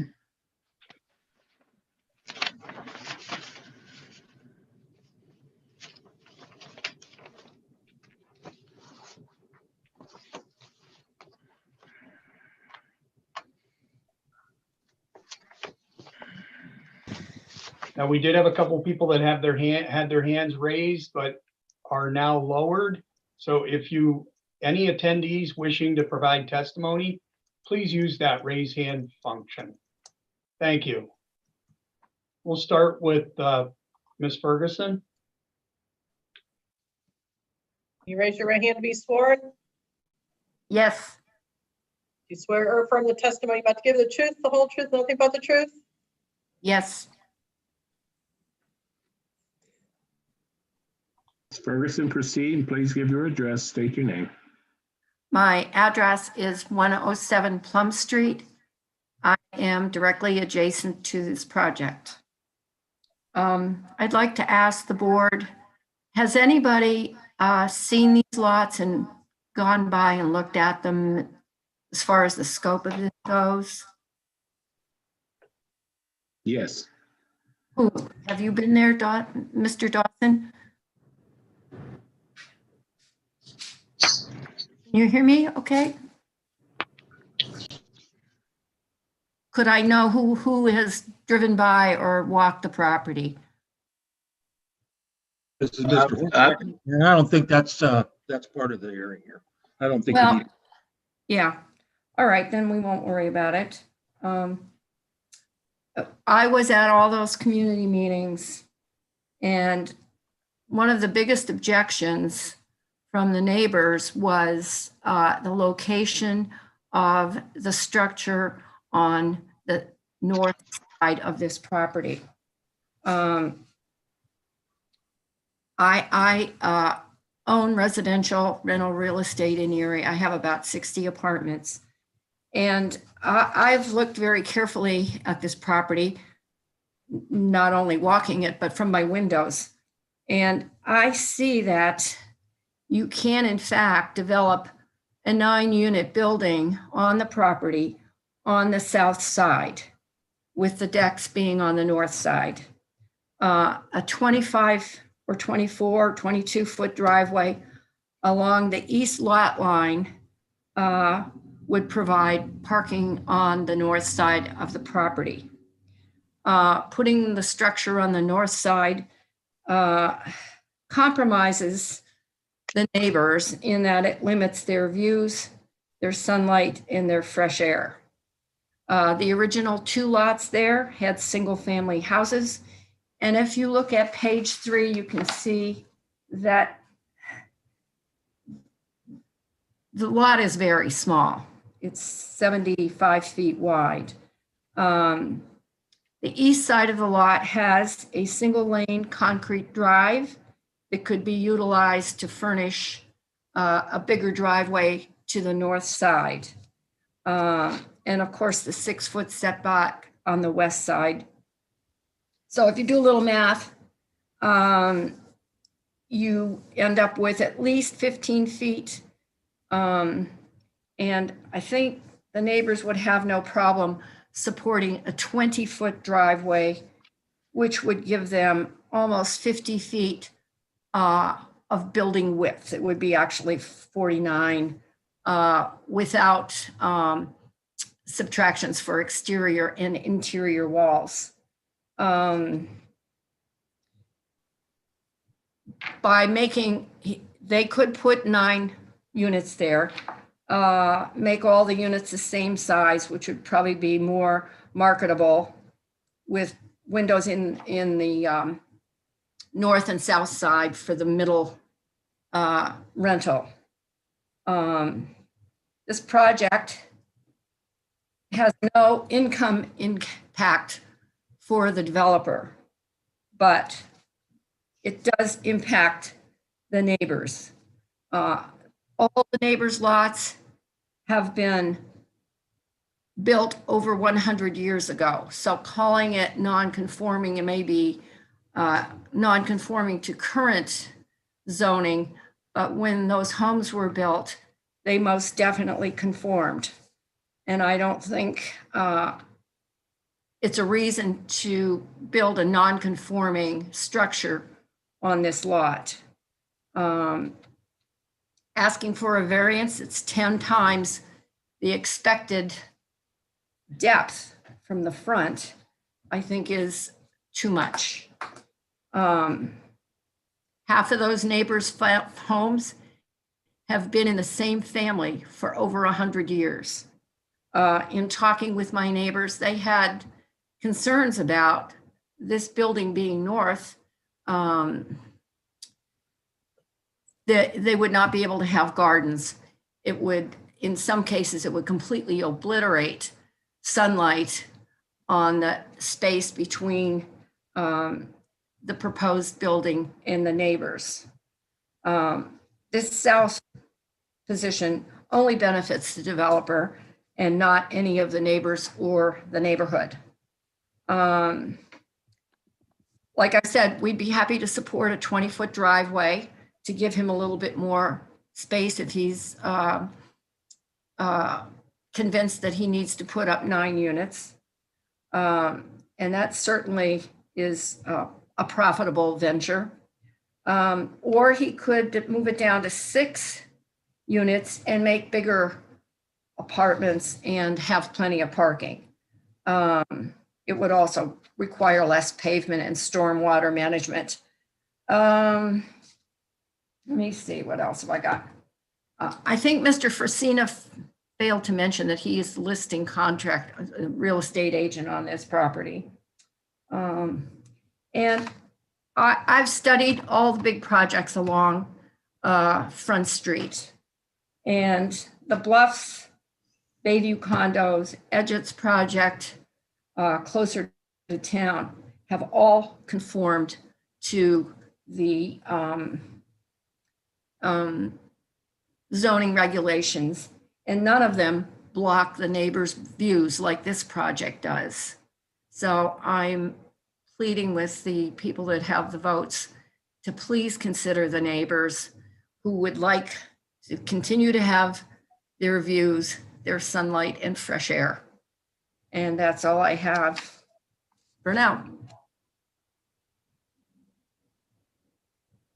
Thank you. You're welcome. Does anyone else oppose?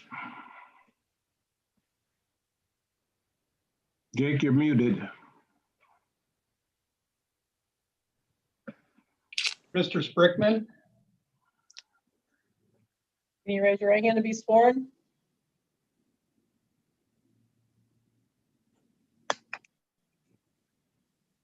Mrs. Sprickman?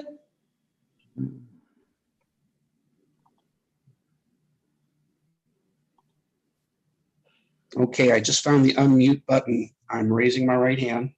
You swear or affirm the testimony about to give the truth, the whole truth, and nothing but the truth? I do.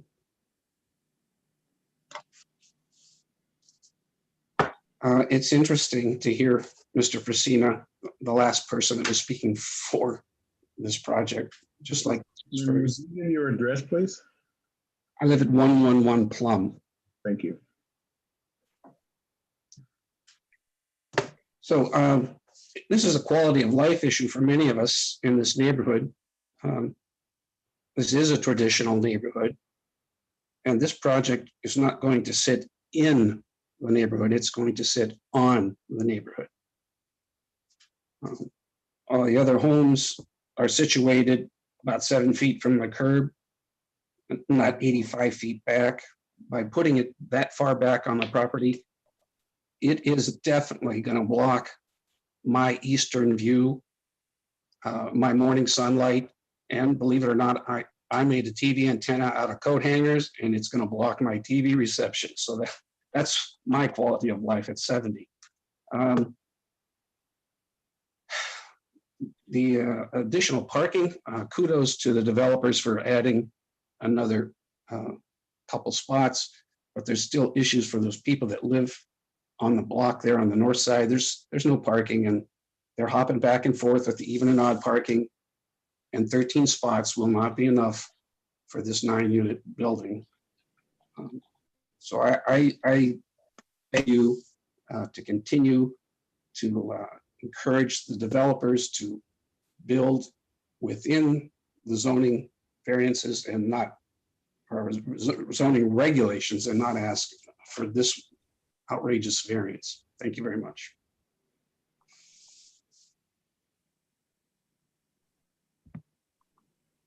Thank you. Any other? Mr. Greenfield? Thank you. My name is Jim Greenfield. No, raise your hand, please. Sure. You swear or affirm the testimony about to give the truth, the whole truth, nothing but the truth? I do. I would like, if the board will indulge me, to proceed by question and answer with the applicant's witnesses initially, and then I may have some things to say beyond that.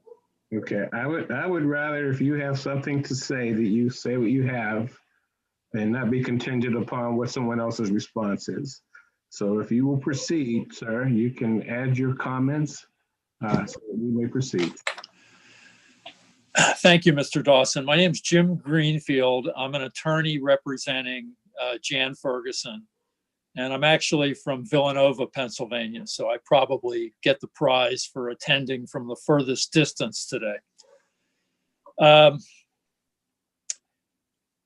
First of all, the applicant, I think, has made clear that he doesn't yet own the property, and that his agreement likely is contingent upon getting zoning approval. So if there's a denial by this board, he's unable to go forward, his loss would be professional fees, largely. I've also been listening to hear someone on the applicant's side articulate a hardship, and I've not yet heard that. I noticed in the application papers that there's reference to the fact that this property is vacant. And that would be probably the first time I've ever heard an applicant indicate that painting on a clean slate is a form of hardship. Certainly, that's not a hardship that would justify the substantial dimensional variance that the applicants are requesting here. The applicants have also indicated that one of their principal objectives in seeking this variance is so that all 9 of the units, including those on the first floor, will have a lake view to the north. And the problem with that is that, I mean, certainly there's, you know, in a perfect world, it would be desirable for everyone in that area to have lake views. The problem is that by moving this structure as far to the north of the property as the applicants propose to do, would block the views of other property owners in that area. So you'd be granting a variance to allow views for one property owner, and yet at the same time, you'd be denying similar views for adjacent property owners. I think as Jan suggested a few minutes ago, there would probably be a willingness on the part of the neighbors to support a waiver, if that were necessary, to allow an entry driveway of only 20 feet along the east property line, where there currently is a paved driveway. And if you brought access along that part of the property, the structure could be built in the southwest corner of the property, and it could be very nearly 50 feet wide, which allows substantial latitude to develop the number of units that the applicants want on in a 3-story structure. And again, if they went down from 9 to 6 units, even by generously supplying 1.5 parking spaces per unit, they could actually reduce the amount of parking they've been talking about, and thus reduce the amount of stormwater management that would be necessary.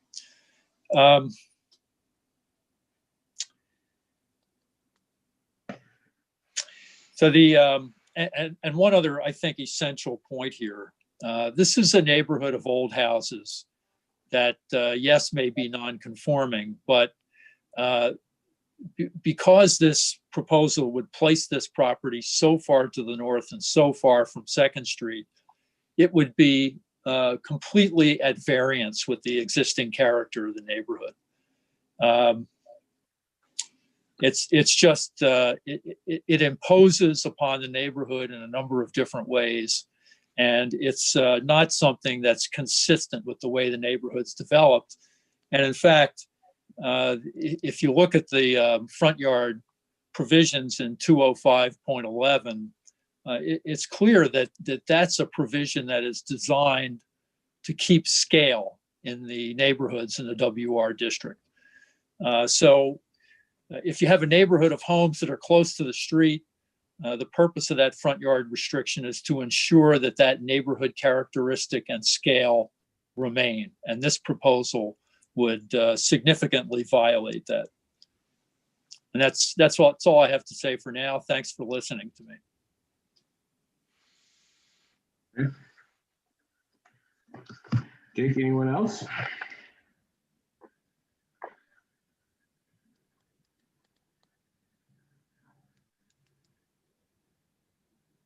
Hello?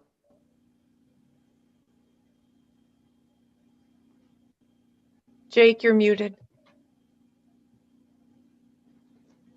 Hello? Ms. Edwards? Yes. Raise your right hand to be sworn.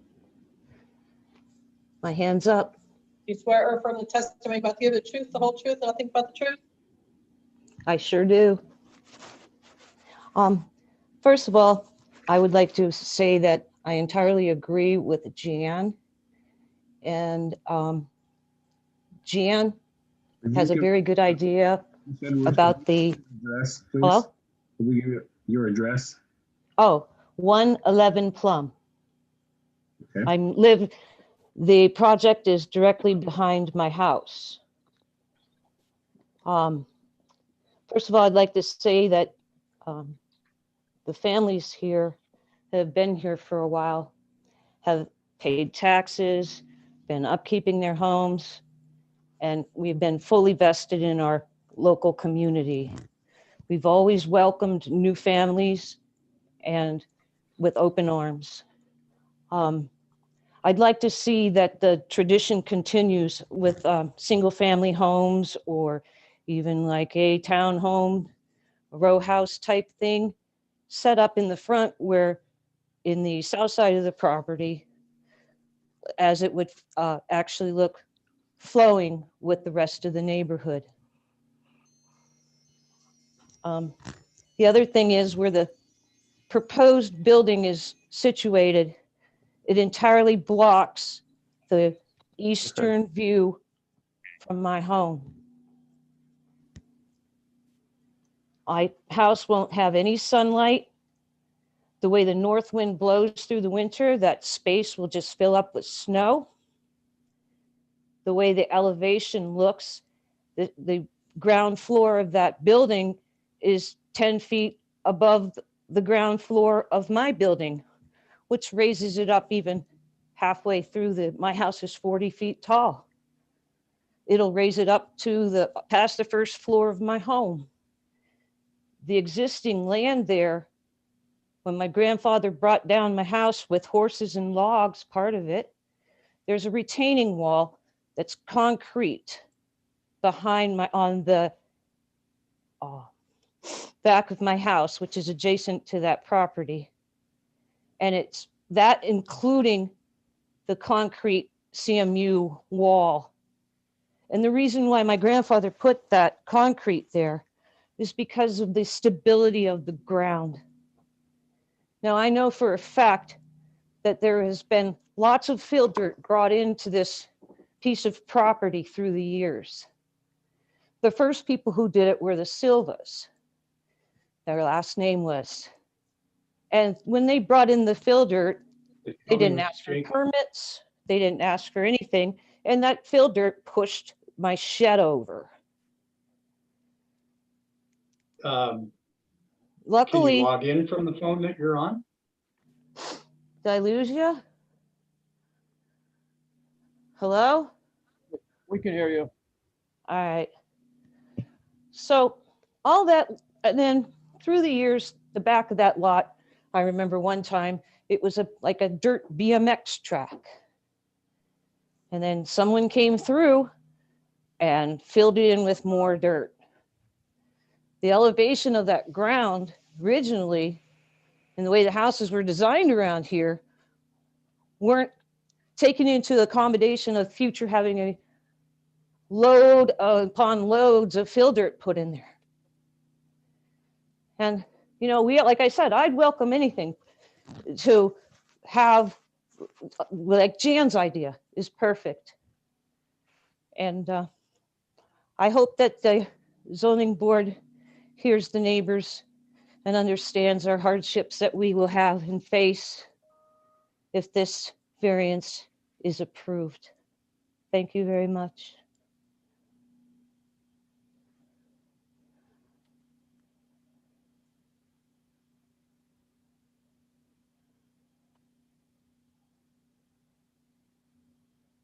Any others opposed? Jake is online. Jake, can you unmute yourself? Mr. Dawson, this is Kathy. I don't see anyone else with their hand raised. I'm looking. Okay. Mr. Chairman, I have Miss King on the line. She needed to log back in, but she's on my phone. I'm going to put her on speaker so she can provide any comments. Thank you. I'm sorry for the length.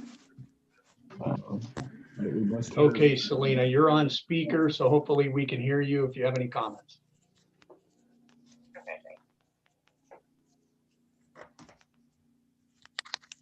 Hearing no further comments from the community. Board, do you have any questions or concerns? Board members.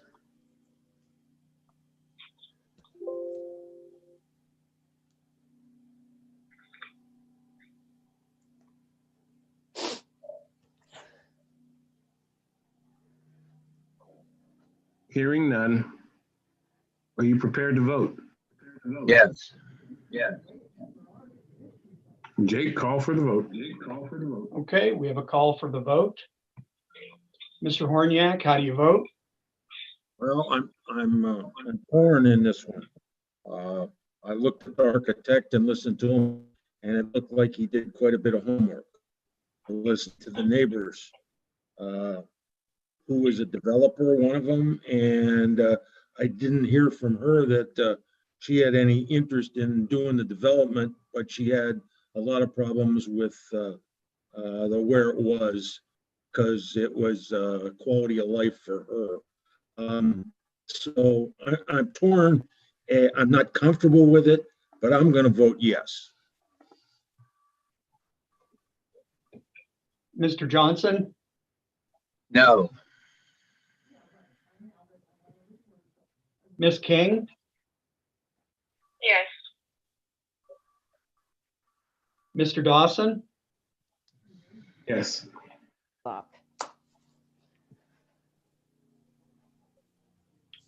We have a 3-1 vote. The appeal is approved.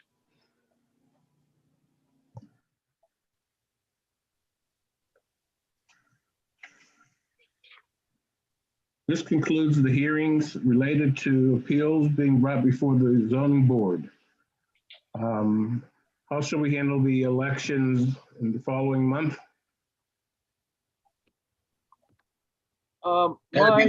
My input would be, why don't we wait and see if there's any development from that discussion we had prior to the meeting? You remember what we were talking about? Yes. Dr. John. Maybe we ought to wait and see what council does, and that would be my suggestion, whatever you guys want to do. I would agree with that. Let's see how the appointments flush out. Any other? I'd like to say one thing. If the appointments don't work for me, I'd like to wish everybody a Merry Christmas and Happy New Year.